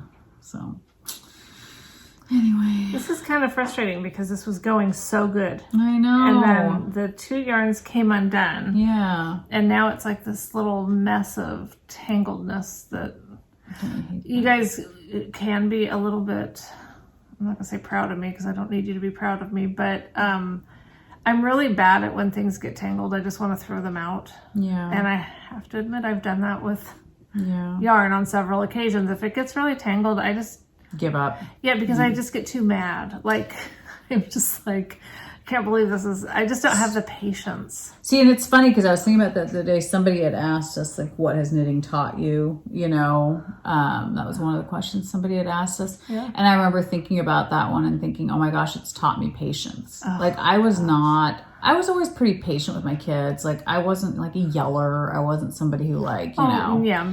I wasn't that kind of a mom. I was pretty chill for the most part. But I feel like knitting really calmed me, and definitely during stressful situations, it definitely, like, it was my zen, you know. Yeah, it can definitely brought me down. Yeah, it was therapy for sure. So I feel like that's the main thing that knitting taught me, was just, because I remember you and I were homeschooling. I mean, we had a lot of things that we could have stressed about, and we did stress about. I mean, making sure our kids were learning what they needed to learn, making sure they got to their classes, making sure, you know, they had friends. I mean, we were very involved in our kids' lives, and I feel like that could have been a very stressful period of our lives, and in some ways it was still, but I feel like knitting really helped us. We had something to do, something to get our mind off of things, if, you know. And it's nice, like we've talked about, but it's portable, because before knitting I did cards and scrapbooking, but you can't take all that stuff with you. No, exactly. But you know, I think the thing is with, like, untangling yarn, it's like a puzzle. It is. And I hate puzzles. See, and I like them now more that I'm getting older, but I remember Bob, he's talked about that before when he's seen me untangle stuff, and he's always amazed that I have the patience to do it. Because he's like, oh my gosh, you are willing to sit there and do that. And I'm like, I am, because to me it is like a puzzle. It's like, and when I see beautiful yarn, I'm like, I can't just throw this away. Now, I will say that sweater you gave me with the little Tayloress yarn, that one has been so hard to untangle. That one's stuck now too. And that one I've had to cut a couple times. You just have I kind of do remember that one now. Yes, now that you mention it. But it's such pretty yarn that I'm like, I haven't given up, but it's just sitting in a pile in timeout, you know, because I'm just like. Well, the other day, it actually, did it happen? Yeah, it happened twice. One day, Grace got a hold of my undyed sparkle. From wool to dye. Yeah, just some of that. Because there should be more of this here. She got a hold of it, and just like that, it was just chaos. Yeah. So I picked it up, and I was like, no. So I did. I cut it, and I threw a big glob of it in the garbage. And I know that would make some of you sick. Yeah. But I've got like 10 skeins of this, and I just wasn't having it. No. Well, then another time, and I keep things like up. I do. But sometimes, like what happened with this one is I had everything up, but I had a little basket by my chair that had this color in it, and she grabbed it. This one here. She got it, and it was, you know how when you cake up your yarn and then you use it, it kind of gets elongated? Yes. Well, that's the shape that it was in. So she grabbed it like from the middle. Of course. And so it was just a holy mess. And it was just like that. And I look at, she's like quiet for a second. So I look, she's in her dog bed just having fun, chomping on this yarn. Well, this was when Angelique was dyeing yarn. Yeah. So I can't get this anymore. Nope. And I need it for my sleeves, for my sweater. The color's gorgeous. So I was forced to untangle it. Yes. And it took quite a while. And it took every ounce of patience that I have. I'm sure. And I did have to You have custom. I did cut it once, so I do have a smaller thing of it, but that's fine because for sleeves it's fine. But it's like, oh my gosh. But there was a sense of accomplishment that I felt for not giving up because it definitely depends on the yarn. Yeah. I mean, it depends on how bad you want that yarn. And like you said, you were invested in it with that project. Yes. You really didn't have many options. Like you had to have it. Whereas if it's a yarn that I don't love or... Well, for example, these yarns, the yarns from Premier. Yeah. When I first got those, I didn't know, I've pretty much the whole time I've been knitting, I've bought these things, this hanks that you put on the Swift and so those kind of things of yarn, if you take it from the outside, you've always got this flopping thing going on. And then some people told me, oh, you just have to reach into the other end and pull out and find the inside one. Well, that is really not a thing. It might be with some yarn, and maybe I just don't know what I'm doing. That's always a strong possibility. But that just made so much yarn barf. And so when I was doing that with my first set of colors, I was throwing a lot of it out because it was just like, oh, this is just a tangled mess. I'm not messing with this. Yeah. So now with my new ones that I got, I caked them and just did it from the outside, and I would just pull off a whole bunch, cake it, pull off a whole bunch, because I learned my lesson that I can't just dig in. No. I've heard of yarns, those kinds of yarns that have like little tags on them on the inside one. You can like reach in and find it, and I say, God bless those yarns because that's awesome. Yeah, everyone should do that. Everyone should do that. This yarn doesn't do that. And so I was even though it took me a little bit longer with these new colors to just go in and cake them up, pulling from the outside, I didn't lose any. I didn't have to cut any off. And yeah, exactly. It's worth it. It was. Sure. Well, do you want to do community service? Yeah, well, let's do, Leslie has a birthday occurring before we podcast again. So happy birthday. Lori brought you your birthday present. How sweet. And so go ahead and open it now. Sweet. And you guys can all be singing happy birthday in the background. Happy birthday. You don't have to it's less embarrassing if people sing it to me and I don't hear, so then I don't have to be awkward and weird. See, I'd be more embarrassed being the singing person. Oh, yeah, that's awkward, too. I feel like it's all awkward. It's all awkward. Opening gifts is awkward. Oh, do you not want to do it here? No, I'll do it. It's fine. But I just feel like... I know. I just feel like it's awkward. It's a little awkward. But I got this yarn at Angelica's yarn store when I went to Independence, Missouri in September. She has a huge store compared to the one she had in Portland. Oh, that's cool. Angelica, remember hers that was down there? Yes, that's cool. Yeah. Wow, look at this. Oh, this is sparkly too. Oh my gosh, hello. This is Silk Hair Lusso. Oh, Lana Grossa. I've heard of that. Yeah. Super Kid mohair. beautiful. I like how it's like a gold, shimmery. That's really gonna pretty. be fun. Oh my gosh, I love mohair. You do, and you love sparkle. I love sparkle. Oh my gosh, this And is you beautiful love green. too. Isn't that Wow, that's a beautiful color. Art Yarns Merino Cloud. So this is extra fine merino, 20% cashmere. Nice. That's very, very pretty. Very soft. That is a great color. Yeah, it's a cool color because it's like not just green. It's like what, green and black? It looks like green and black. Yeah. It's really pretty. And that's 2 skeins of that. Thank you, Lori. So sweet. That'll be fun. Very fun. How many? Yeah, you'll do something really pretty with that. Oh yeah, for sure. I'm thinking even the mohair. Maybe I could. I was just thinking what it would now with the blue. It goes good with that green? It does go good with the green, but I'm almost thinking, would it make that the blue like sparkle instead of the white? No. What do you think? My personal opinion is it dulls it down. Does it dull it down? Okay, all right. No, that's just my opinion, but I think the white with that light blue is going to be stunning, whereas I think that with the darker kind of color will make the green sparkle. That's true. I'll have to do that. That'll be fun.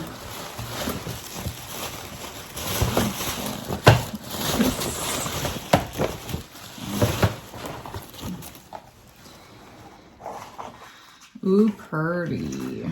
So pretty. Beautiful earrings. That's my second pair of earrings I've gotten for my birthday. Oh. It's lovely Jacinta, is that how we pronounce her name? She sent me a lovely gift, which I'll show. So sweet. She's so sweet. Aww. Thanks, Lori. Those are beautiful. Beautiful yarn, beautiful earrings. I love them. Yeah, she said that the earrings just went with the yarn so good. It does. Oh, it's perfect. Why not match our yarn with our earrings? Yes, absolutely. We should. That is super sweet. Cool. Thank you. So thoughtful. I'll show Jacinta's thing really quick. Okay. So she sent me these adorable earrings from Rose Tea and Rabbit Jewelry. It's she sent me their card too. It's their it's Emporium Confectura. I don't know. Emporium. Anyway, they have a website. But obviously it's from over the pond where she lives, so you know. It's not near us, but they have a website, so obviously you can order from them. But I thought they were so pretty. Oh, wow. Those are really pretty. She knows I love pink, Yes. so of course. And kind of that look, that clay or polymer. Yes, I think it's so pretty. Really pretty pinks. Yeah, I was going to wear them today, but you know, they didn't quite match the shirt. But I'll definitely be wearing them because they're really, really cute. So pretty. And then she sent me these adorable I was eyeing minis. those. I love those. Yes, Gold Sparkle from Woolly Goodness Yarns. I'm going to have to look them up because I was totally going to ask you about those, but you'll get to it. So thank you, Jacinta. It was so super sweet. She said it came really, really fast. I sent her an email the other day thanking her, and she was like, "Oh my goodness, I can't believe it got there already." So it's nice. Yeah, Woolly Goodness Yarns. So it's superwash merino, 15% nylon, gold stellina. So they're 20-gram minis. So anyway, and I should probably write down that yarn that Lori got you because especially that. Well, they're both lovely. They're both that green is just really stunning. Yeah, it's gorgeous. So fun. So that was a fun surprise. You know, whenever I get mail now, Bob kind of freaks because he thinks I'm like spending all this money. And I'm like, no, this isn't, I didn't buy this. Love it when you feel so vindicated. I do. When you I'm can like, say, no, this was a gift. I didn't buy this. Yeah. So that was funny. nice. But, yeah, so Very fun. nice. So fun.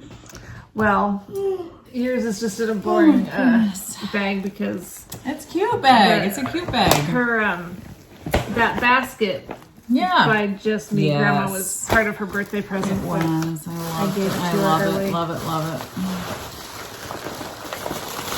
it. Ooh, this is gorgeous. Oh my gosh. More yarn from across the pond. Lay family yarn. This is gorgeous. I always see her stuff, and because she's across the pond, I don't often order. How beautiful those minis are. Yeah. Are they all 10-gram minis?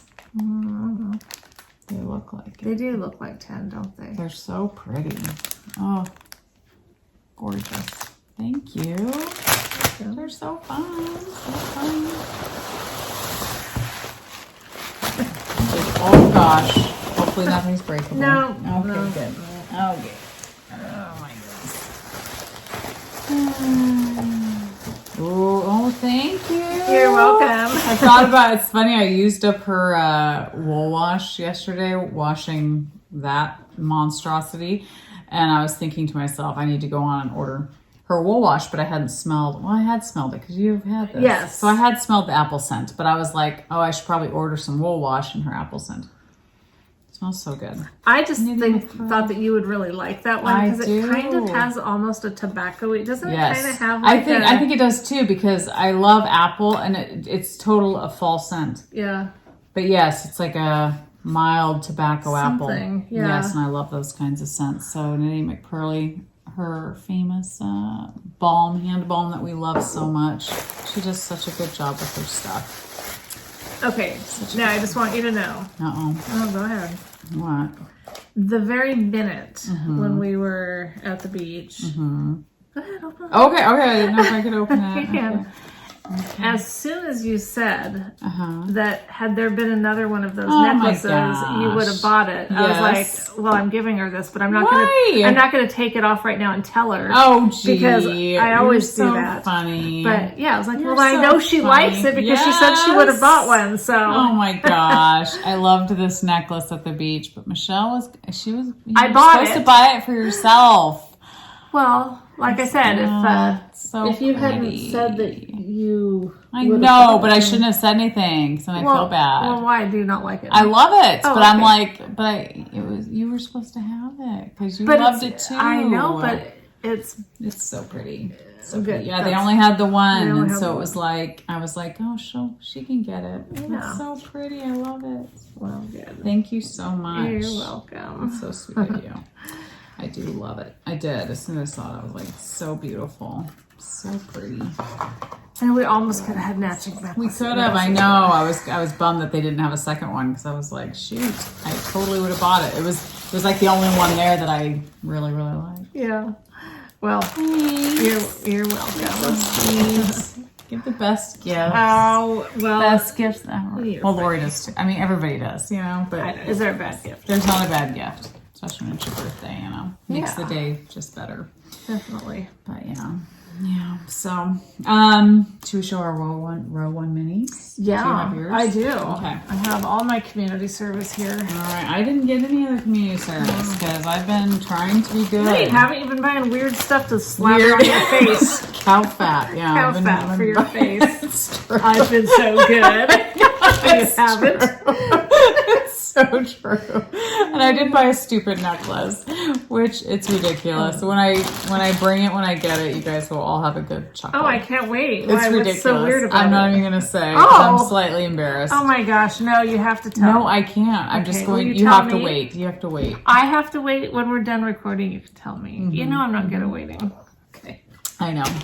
But it's absolutely. It was one of those things where I saw it, was like, oh my gosh, I like it. Clicked it, and afterwards was like, that was really stupid. Why did I do that? I've done that so many times. Yeah, I'm really trying to be better. I know. But anyway, so our row one mini this month is from 100 Ravens, which I hadn't heard of them. No, me neither. No, I hadn't. I love that, getting yarn from... I mean, it's fun to see ones that we recognize, dyers that we recognize, because it's like, oh, an old friend. Our friend, yeah. It's fun, too, to have... It's fun to discover things that you haven't seen before. Definitely. Definitely. So we'll just dive in. Yeah. I picked one that I have no idea. Lothlorien? That must be from some movie or Yeah, you guys will tell us Yes. what it is. I think this one's pretty. Squash Blossom. Squashed Blossom? Squash Blossom. Squash Blossom, it is pretty. Yes. Brass. Something I love to drink. Whiskey. Perfect. Love whiskey. Whiskey sours especially. I've got the first word here, emo. I don't know what that second word is. Oh. Do you see that? Oh, gosh. Yeah. I have no idea. Cornucopia of Fable. I wonder what these are from. I'd love to know, like, what the... This one's Thought vaguely was- familiar from a movie or Yeah, a Legolas. series. Yeah. Legolas, yes. Is it like a Viking thing I or don't remember. Fox in the Heather. Everybody's screaming it right now. Catherine of Aragon. So that's a See, everyone knows what this Yeah. is. Morello Cherry. It's pretty. Bearded Iris. Cherry Whiskey Smash. I wonder if that's a drink. Oh, Tyrion. That's from Game of Thrones. Okay, maybe this is Game of Thrones, maybe. Some of them might be. Lafayette. Yeah, that sounds like Game of Thrones, right? I don't know. I didn't watch all of Game of Thrones, so I don't know. This says 100 Ravens, warmest wishes, kindest regards. So I don't really know if that's like a colorway or if it's just a... Salome. Oceanus? Or is that salami? Salome? No, salami's S-A. No, it is S-A. Salome or salami? Salami's weird, though. It's a weird... I don't think that's salami. No. Because even if it was spelled the same, that doesn't look like salami. No, I don't think so either. I don't know. I don't know. I don't know what that one says either. These are all, they've got to be characters They from have to different be. things. This is Mockingjay. Oh, I must have jumped in front of you because I'm done. And this is Wolfgang. Puck.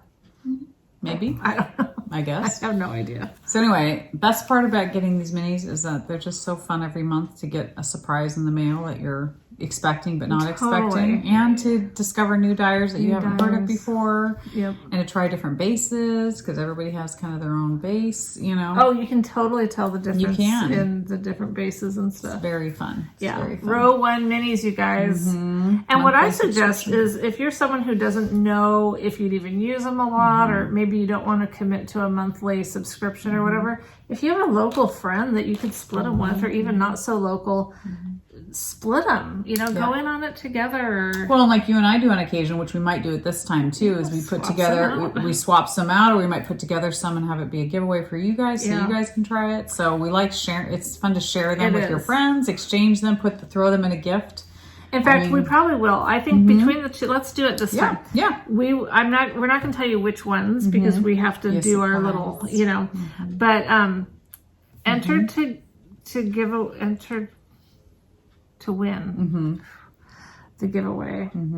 And we'll do it on here, and we should just pick one of these weird names and say you have to say that. But that might be hard because... And you should check out the dyer's website. Absolutely. And check out row 1. Although maybe go to, because she doesn't show a ton of different, like, she shows previous ones on her website, but because it's a surprise every month what dyer you're going to get. Yeah. That's really the fun of it. That's the fun part. So definitely check out her Instagram, and you could see past months of dyers. Although if you watch us, you see them. But check out 100 Ravens for sure. But what do you want them to tell you? Like, you want to pick out a... But then they might not know how to spell it, and if it gets spelled wrong... I was going to pick one of these really weird ones and say make that the keyword, but then if you spell it wrong, you won't get in. And then we won't know what you're saying. We'll have no we'll idea. We'll be confused, and then nobody will win. Well, what's a simple one here that we could do? Oh, boy. Like well, we could do whiskey. Tell us your favorite whiskey drink.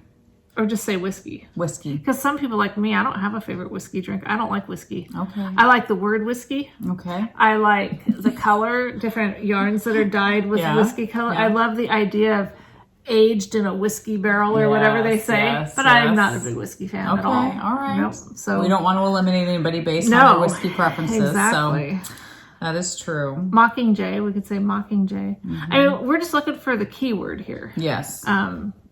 You know. And something that will stand out to us. That we'll remember. No, all I have to do is put that keyword in. That's true. Yeah. That's true. Oh, our last giveaways, you guys were awesome. All 3 people, or 4 people. Well, 3 people. The one crochet hook gal was very apologetic that she hadn't got a hold of me. And so she did get a hold of me. And I ended up just buying her the hook because I just wasn't gonna, I just didn't want to try to figure out who the guy that I talked to, and I was like, I'll just order the dang hook. So, but everyone with these last giveaways, you guys did great. You got a hold of me all within a few days of each other, so I got everything packaged up and sent out, and made me happy. So that's good. That's good. Yeah, back in my happy place. All right, well, let's just do whiskey because whiskey is easy to remember. It's easy to spell. So you can either just say whiskey. Yes. If you have a favorite whiskey drink, say it because I'd like to know. But if it's not, just say whiskey. Yeah, I don't want to take away from your opportunity. If you don't like whiskey, just say whiskey. Yes. But if you like whiskey and you have a favorite whiskey drink or a favorite kind of whiskey, post that. But anyway, just use the word whiskey. Whiskey is the key word. Whiskey is In fact, I better it's a safe word. Whiskey is our safe word. It's our prize word. So when you were talking, this is totally on to our next topic. When you were talking about Pearl Soho, when I was linking Pearl Soho in our last show notes, and then I was looking at the linen quill yarn, because I would love to get some and try some, but I want to know what I'm going to do with it. So I didn't buy any, but I did buy, I only have one of them over here. They had this set of 2 darning needles, brass darning needles, $20. nice. And I thought, why would anyone spend that much on 2 darning needles? That just seems ridiculous to me. So I thought, well, maybe brass darning needles make weaving in ends like magical. Awesome. Yeah. Like, so I bought them because I had to know. what's up What with is the so brass special? darning needle. Yeah. So this is the bigger one. Okay. The little one, I keep them in my thread and maple or whatever this is called, little thingy, because it fits. The smaller one goes just underneath, and then you can't get it out. So Okay, so tell us, is it amazing?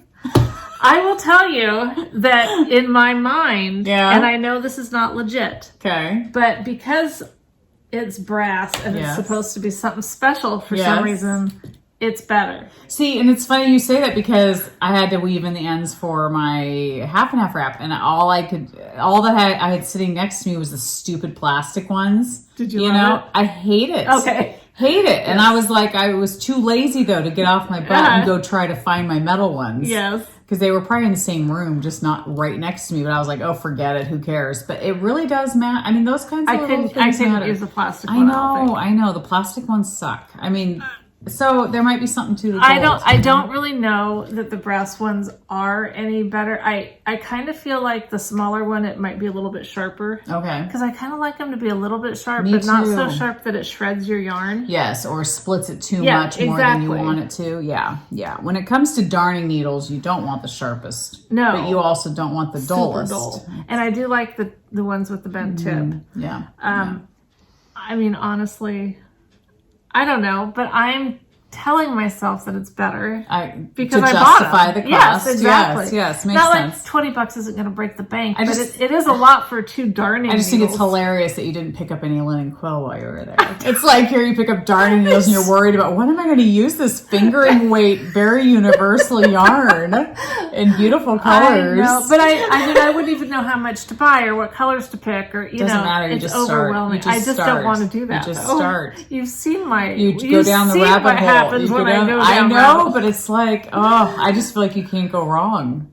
I mean, I have linen quills sitting on my shelf that I have no clue what I'm going to knit with. I've but got I'm probably just 50 skeins of barnyard knits. I still don't know what I'm going to do with Me them. too. I know. It's amazing stuff, though. It is, I suppose. So you have to just have it, I will buy some at some point. Well, I might After just buy some maybe also. Santa will just bring you Maybe some for so. Christmas so that you'll be forced. I'll be forced. I'll be forced. You'll have no choice. Maybe I better tell you what colors. I already know what colors okay. you love. The denim blue. I do like that. Yeah, I do. I can't go wrong with the dark blue. Yes. So. Anyhow, Okay, so that's your show. That's the deal with the brass needles, So now we all brass need darning needles. Now we all need which to get them. Also, this is something I've been wanting to mention because some light bulb went off in my head the other day. That doesn't happen very often. It does anymore, not, so. and it really wasn't a great revelation. Don't say that. It could be a great revelation. What is it? Well, you know how I've talked about kind of on and off when I see people weaving. Yes. And I love the look of the woven things. And so that's a rabbit hole that I've kind of like been tempted to jump down. Yeah. Yeah.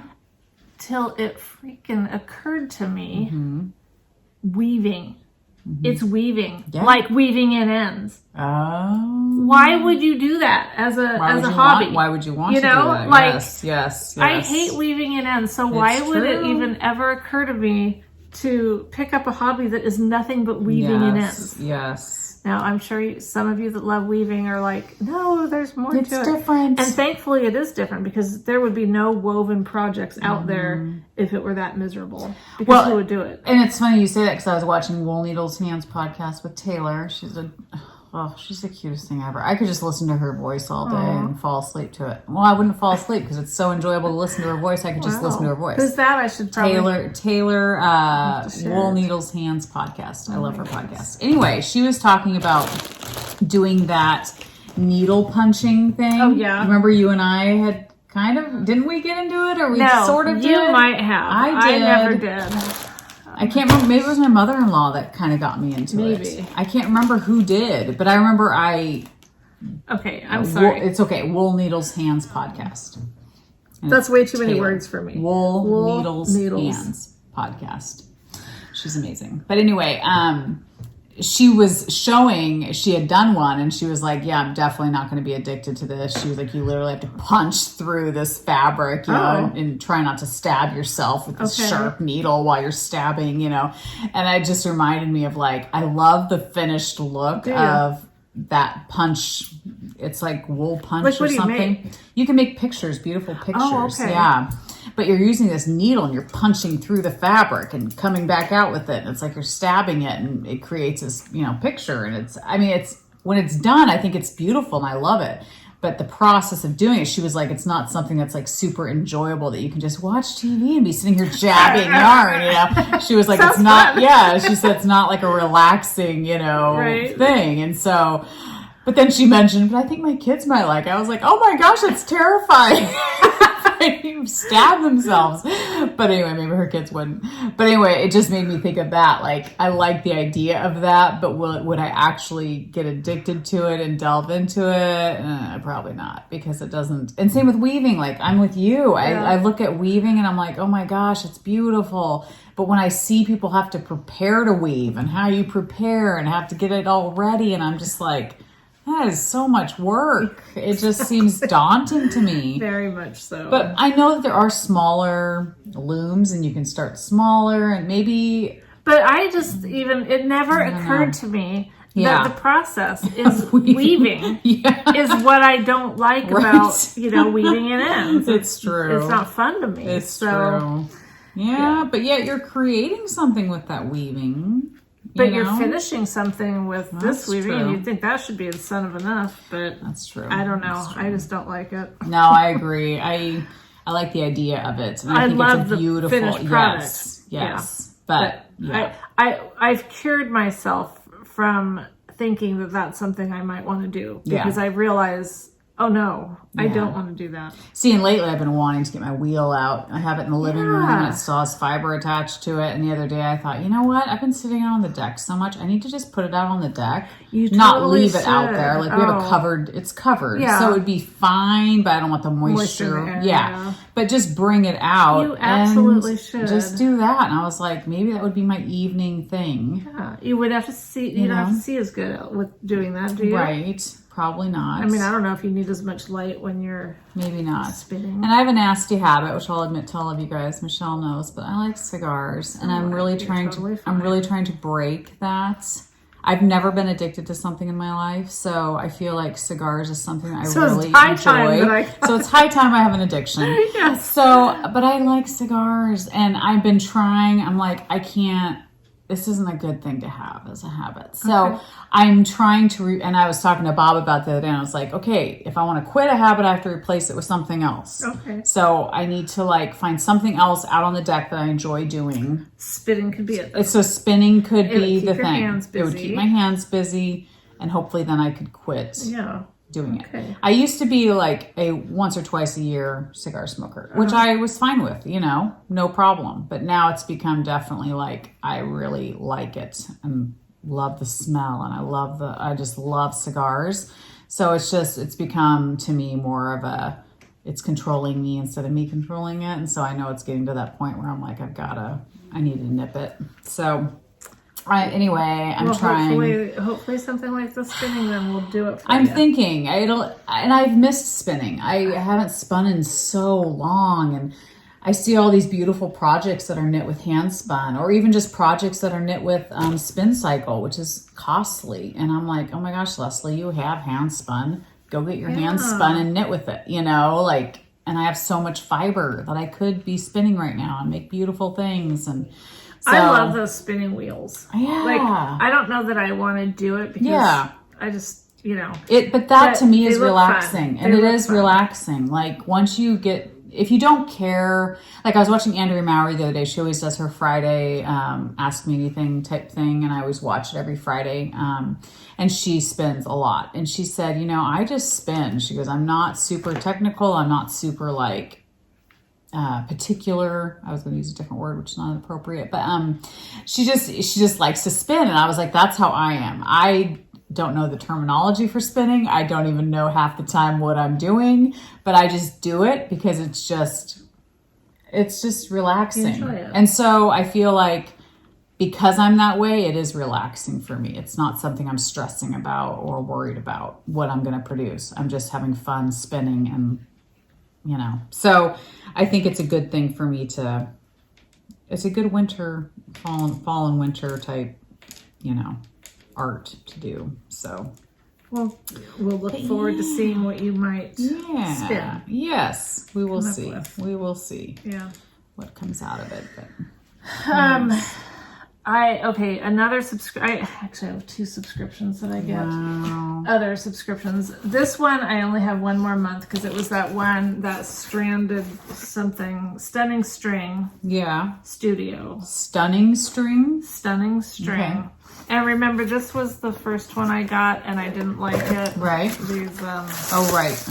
and so I decided I'm going to do this as a giveaway. Okay. Even though, I mean, they're solid colors, I could save them for whatever. Right. I know there's someone out there. There's probably a few people out there that really liked Well, these they're totally colors. Halloween colors. You could pop a black in it. Oh, yeah. And here's the thing, though, because I also was going to do this bag, because I love this bag, but I never use it. Oh, cute. And it was Yeah. so cute. I remember when I got it, I was super excited. Yep. And it's got the feet on the back. Super cute. Awesome lining. Yep. I mean, why do I not want to keep it? I just don't use it. And I know someone would. Yeah. It looks like it hasn't been used at all. I know. Like seriously, I know, it looks probably brand never spanking have. new. I can almost read but not quite. There's like this little tiny tag in there. gosh. I know it's sewn in there really well. I can't even. Yeah, it's sewn down so much that Yeah. you really can't even. Moxie's. Is it Moxie's? Something.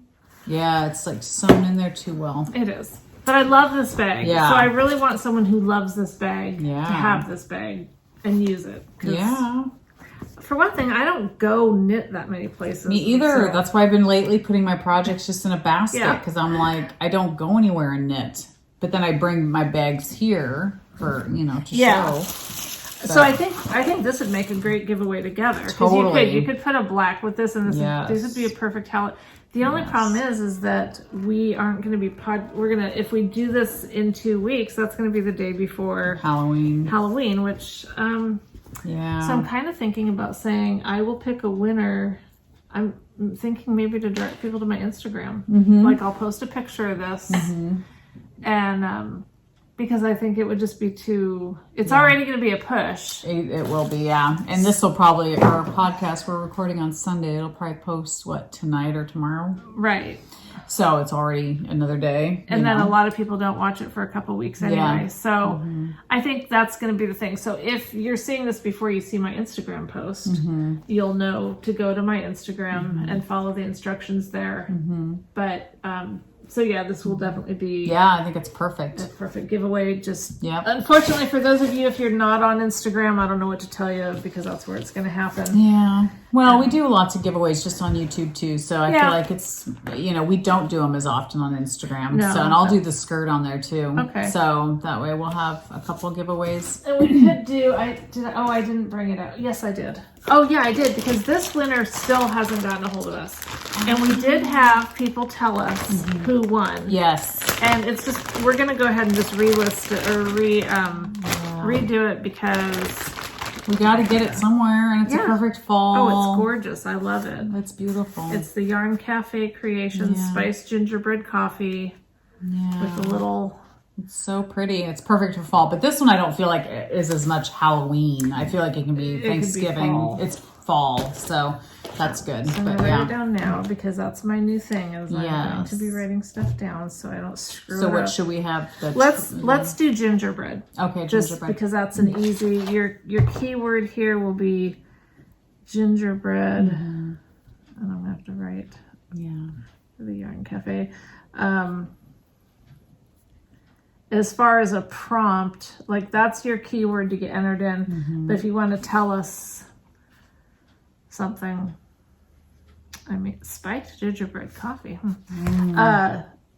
And then the other one was whiskey. Yep, and that's for the mini For the Row One giveaways. minis. Row One mini giveaway. Yeah, and that'll be probably what did we say? 10. It'll be like 10 schemes or something. I think so. I think they'll be, yeah. So we'll pick and choose from both of ours because Michelle's is different than mine. Yes. So every month when we get them, that's why we name off all the names because Michelle gets same dyer but different minis. So. We'll show what ones end up being part of that giveaway because we'll be announcing it on our next podcast. Yep. And we'll announce the winner of this one on our next podcast. Yep. As far as if you want to tell us something about Gingerbready. yeah, I mean, whatever. You know, we don't really care about those details. I know we don't. We just want you to get we're happy that we have this whole code word worked out so that I can use that app. Yes. And then we just want you to get a hold of us. Yes. So, yes. But back to, so I got my second box from Stunning String. And I definitely like this one better. Oh, nice. Cozy Vibes was the theme. Nice. And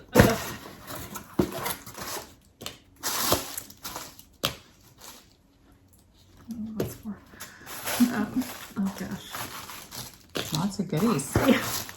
Ooh, those Aren't are those gorgeous. pretty? Okay. So, I think that makes up for the other one. this makes up for the other one. Those are gorgeous. I do really like these. So, wow. So pretty. They're definitely more my totally. colors. Totally. I like. Oh my gosh, those are Compared gorgeous. to that box. Very fun. So, yeah, and then it comes with some, I should probably look. It comes with a free pattern. It gives you a, okay, I'm not showing the code, so I'm not giving anything away. But I don't know. I haven't even looked because I just haven't. I don't really know what, this is some sort of a stitch marker. I'm not sure what that's. Little teacup? Is it teacup for you, are smart? Yeah, because that does seem to be the theme because there's cozy. some Yep, tea, and some tea, and candies. some nighttime berry tea. Yes. And yeah, I'll have to check out what that pattern is. Yeah. Oh, she gives the names of the colors. Yeah. That's cool. Okay, so those are beautiful. yeah, happy with that. Which that's how a subscription goes. I mean, some months you might get it and it's your absolute favorite, it's the Yeah. most stunning yarn ever. And the next month it might not be your aesthetic, but it's that's the chance you take. It is the chance you take, and sometimes it's and it's nothing personal. Right. It's just everybody has their favorite colors or colors that aren't as much their those ones. That bird theme one was just, you couldn't get further from my right. what I like. Exactly. So I was definitely happy to see these. I was like, oh, definitely that's nice. But to somebody else, it's their favorite colors. Oh yeah. Then the other subscription that I do that I've not been disappointed in yet, and this has been my favorite so far, is the Arkansas Yarn Society, Sock Society, or whatever it's called. Sock Yarn Society. Gorgeous. So this is Toss the Bouquet, and it's just so it's pretty. really pretty. Her yarn is just there's no words. No. It's all, this one is always, I think maybe you could, so I don't even remember anymore. Look at the sparkle on that. I know. I mean, like, it's her sparkle's the best. Perfect. It's not too much. It's a little more perfect. than like the average. Right. But it's not the one that's too much. It's not obnoxious. And her yarn base is just so soft and cushy, and it's just gorgeous. I do love it. It's a beautiful color. It is a nice neutrally It kinda, is, but yeah, with some pops of little colors. and then it came with, and it's funny because I just had been looking at these on Amazon. They are it's a bottle opener. Oh, nice. And I wasn't looking for bottle openers. I was looking for stocking stuffers, okay, kind of things, you know. And I saw these. I thought that is so cute, and then I ended up getting one. And then this is adorable. It's a heart design measuring spoons. Oh my gosh. And weren't we just looking at cute? Yes, because I need measuring spoons. Yes. Oh, I should have put this in your gift. No, you're fine. No, it's funny. I use measuring spoons every day because I'm always weighing stuff out and stuff for losing weight, you know. And so it's funny because I'm always having to hand wash measuring spoons all the time. Oh, they're so cute. And I have like 3 sets of mothering spoons. Mothering spoons. Mothering spoons. And another set will be dandy. No, it's true, especially if you're baking or cooking. Yeah. You're always having to wash and Yeah. yeah. So yeah, this has been my favorite one. As That far is so as, like, and the so extras. thoughtful. You know what I mean? Like I think it's so well thought out. They aren't always like able to take on new subscriptions, so you kind of have to watch her site if it's something you want to do. Okay. And so there's a limit, so she doesn't. It's not open right now, maybe. I'm not sure if it is right now or not. I think when I linked it, it was open. Okay.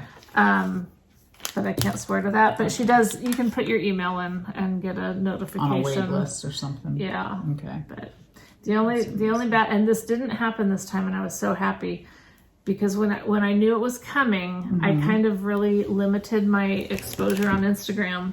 Yeah. Because last time I had seen somebody post theirs before I got mine. Oh, you were bummed. I was bummed, which I know is very childish, but that's kind of part of the fun is opening your package Totally. and seeing what it is. No, So that's understandable. when I know it's coming, I just don't really. I have to look it up now. Oh, okay. I See have if it's to. yeah. It's one that I definitely enjoy a lot. Yes. No, I'm sold on it after seeing yours because it's like, okay, so would I go to just shop? Yeah.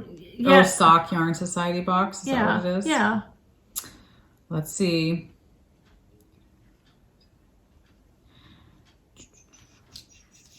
Okay. Well, you can look at that. Okay. I went on to. It's sold out. Okay. So it's now closed, but you can join the wait list. You can so join I'm the going wait to list. do that. And like I said, just recently it was open. So. Yeah. It's all your fault. Yeah. Sorry. Thanks I a went lot. to Simply Sock Yarn website, which I hadn't done in a while, but she has all different kinds of boy. dyers and stuff. And I saw this Oh, wow. Knitterly Things.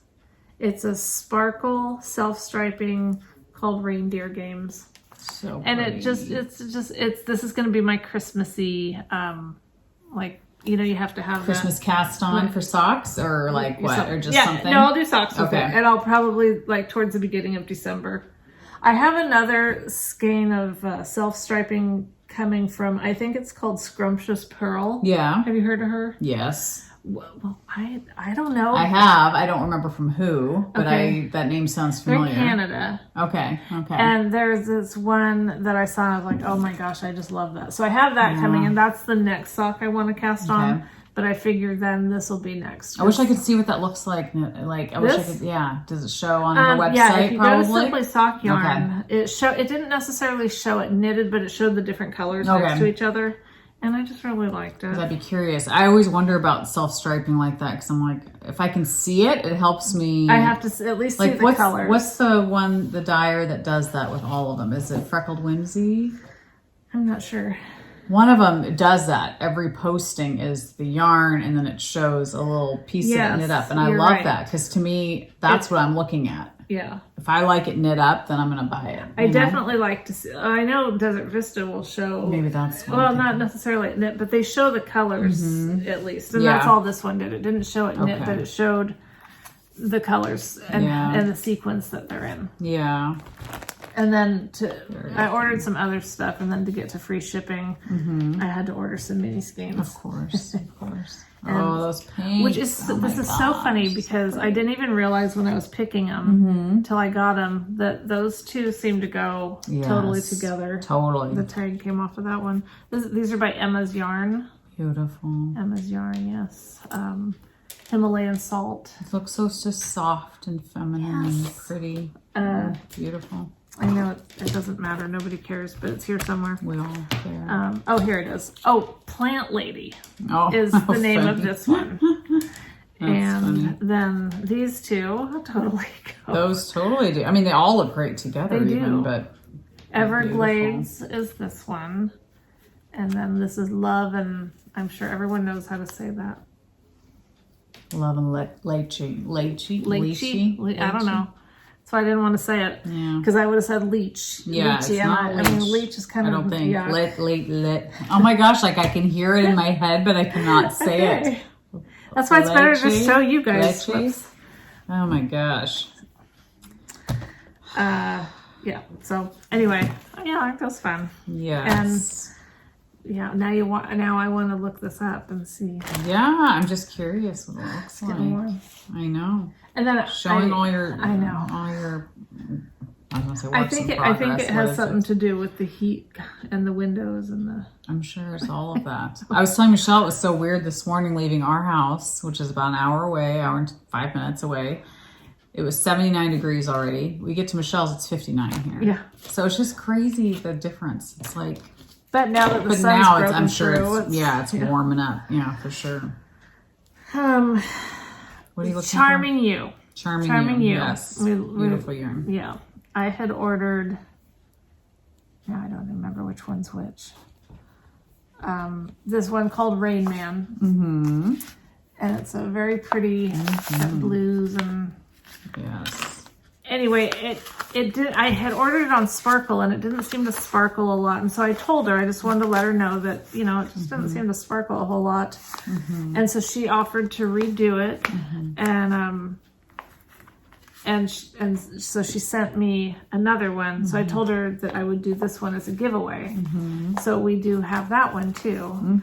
And so for this giveaway, we do want you to go to her shop, Charming You.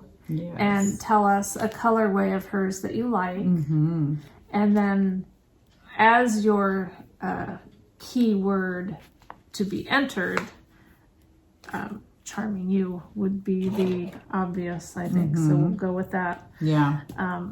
But anyway, so she sent a replacement one that has... we definitely see more sparkle in it.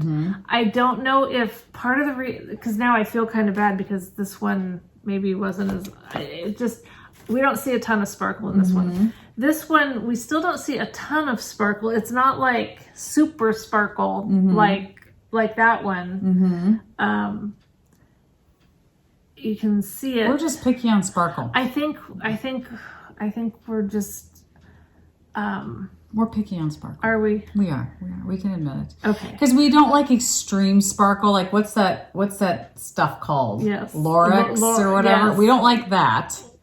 But then we don't like just a tiny bit of sparkle. Right. So it's all about us. It's not about people. So now I feel bad that she sent me a whole nother skein That was very sweet of her. It was. And so I think it may be because you can see the sparkle in this one. This one I think is more subtle. I think the one she did send you, I can see the sparkle in here. Yes. Is it as much sparkle as we love? No, we like even more sparkle. But this I can see. I can see the sparkle in it more so than this one. This one I can see sparkle, but it's not as, which some people love that. So that's awesome. You know? So if you're someone who does just like subtle sparkle. Subtle sparkle. Versus the whoa sparkle, but not the wow. I mean, there's there's that whole different spectrum. levels of sparkle. Exactly. We don't expect you guys to understand it or to explain it because we know it's us and not, Exactly. most people. Anyway, this is such a pretty colorway. It's gorgeous, yeah.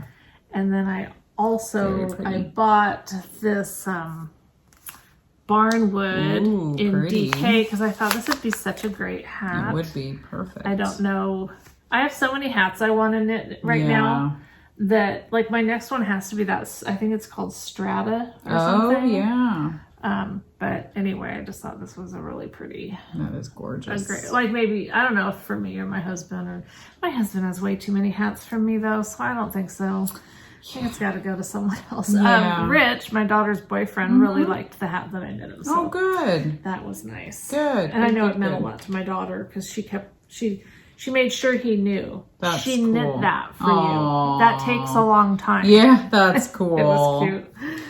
I know we have an art fair thing at my work where it's a fundraiser, so they were asking anyone who does any artsy thing, whatever, to donate to it, and then it's going to raise money for a charity, which I'm so for. Yeah. But I again am like overthinking it and going, what could I possibly donate? Who would even want this? You know? Is it just people within your work that buys the stuff? Yeah, too? I think so. I Okay. think everybody can like bid on it, you Okay. know, type thing. And Yeah. so I'm like, oh, I'll probably get $5 for a shawl. I don't know. Like, you have no idea what people will, you know what I mean? Oh Yeah. gosh. What? Oh, what does he Is that him want telling from us he's done? The dogs? It has been a while. I mean, we are going a little long today. We are Hi. going along. Almost done. Just a little bit longer. A little bit longer. So I'm just overthinking it again, which I shouldn't, because I should just look at it as it's a charity thing. It's a good cause. Let's just do it. Who cares if it gets $5? It's $5 more than what they would have had. Exactly. So I might And donate a shawl You or something. should. And I could probably send something. But then I go back and forth like, oh, should it be real wool, like woolly wool, or should it be something really soft? What if people don't like woolly wool? You know what I mean? You start who like, cares? Yeah, stop it. But I know what you mean. I do Yes, understand what you yes, mean. Yes. But- So anyway, and I just always worry about being judged. I always worry about people going, oh my gosh, why did she think that this would even, you know? I don't know. I always think that stuff, which is so dumb, but I do. Well, no one has to buy it. Exactly. I don't even have to put my name to it, maybe. Maybe Right. I could just donate it and be Anonymous. like, anonymous donation Yeah. from somebody. Exactly. So anyway, but I'm thinking about doing that. So we'll see. That was the ice maker. Yes, that was nice. Well, are we done? Well, I mean, I kind of feel pressure now. I that know. We've gotten the man in the Sasquatch window. was looking through the window. Santa Claus. Yep, Yes, Santa Claus, Sasquatch. whatever you want to call him. Well, we went a little long, but we had did. birthday stuff. I And know. Yeah, we had lots of stuff. Actually, had finished objects. Yeah. From me for once, you know. well, you had the sweater last time. I know, but I it's have been not a had long a time. ton of finished objects either. That's, I mean, Yeah, you know, it's been a that's while. part of the reason I want to do the join as you go, because at least then I feel, like I said, I feel like I'm working towards something. Yeah. So You'll start to see the blanket grow, and that'll excite you to keep going. Yeah. I think it helps me at least. yeah, for sure. Yeah. All right, well, the gray beard said it's time to end, so I guess we'll wrap it up. Yeah. And, so we have some giveaways, Lots as you of know. giveaways, yes. Go find us wherever it is that we're putting them. Leslie's going to have the skirt on Instagram. If I Which figure out how to do it, which I should. Okay. Just post a picture. will. I'll post a picture. Yep. Our info, like how to follow us on Instagram, is, you know, in the show notes. You have, I think there's like that little arrow or something that you push, that you touch. You don't have to push anything. I'm so old. And then the drop down will come. And then we're linked to our Instagram accounts. I'm just going to show it real quick because a lot of people don't know. I know. So here's an ad that's playing. Okay. So this is our video, our last video. So it's this little arrow here that you just click on, click there, and it drops down to all of this stuff. You hit more and it goes through all of our shows, everything. Our Instagrams, our winners, whatever Michelle decides to post. Exactly. Links I to mean, things. sometimes there's links to everything. Yes. Sometimes there's like maybe one or two. Yes. It just depends on my feelings that day. Yeah. And how well uploading is going. Yeah, well, not going I mean, well, but- doing the show notes, it's like you just feel like, okay, we've done this now for a couple hours and we got to clean it up, then I got to do this stuff, and it's like you feel like, okay, I got to do something else today besides this. Yeah. But then like you move on, and then it's like it's almost like you just can't go back. Yes. Yes. So I try to just do it. Get it done. It's not hard. Get it's it up. just, it's not a complicated process. Right. Sometimes the uploading is. Yes. But okay, so really quick, just because I've had several questions, so I want to, people have asked how I've lost weight. Yeah. So I figured instead of typing individual messages to everybody, I'm just going to say it here real quick. So, for about a year, I did Optavia, and I have nothing, I don't want to say anything bad about Optavia, but I don't support that method of losing weight any longer. So I switched from that, and I did lose weight with that, but I switched back to Weight Watchers, the online app, just because Michelle and I have done it in the past. Worked awesome. We both lost a ton of weight. It's always worked for me, so I went back to that. I don't go to meetings and stuff like that. I just do the online app, track my food, that kind of thing. And that's what's worked for me. So that's what I've been doing. And I just, I love it and believe in it because it's real food. It's healthy food, vegetables, fruits, lean And you don't have to meat. swear anything off. No, and that's the Which other is very thing. You can detrimental. eat real food, good quality food too. You know, it's not cardboard. So I love it. So anyway, that's the short of it. And that's all I've been doing. So my husband and I have talked about joining like a CrossFit type thing or something, because we thought about just trying to get stronger. Because I feel like the older we get, it's like, and with my job, it is very physical. So I feel like I need to strengthen my arms and back and stuff. But as far as working out, I don't really work out at all, which is bad. But I should work out. But I don't. But my job is physical as far as like, I feel like I'm not doing cardio, but I'm definitely lifting and carrying heavy things and Which is great. that kind of stuff, which I love. I mean, that's what I do love that about my job. So anyway, that's the short of it. So I just thought I'd address it because then I don't have to send individual messages to everybody. So yeah. Okay then. All right. All right. Well, you guys have a great couple of weeks. On the 26th.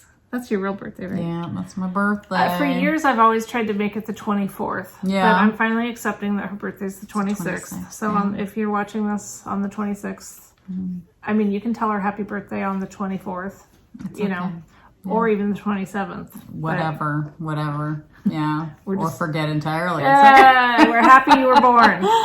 Thanks. Birthdays are great. So. They are. Yeah.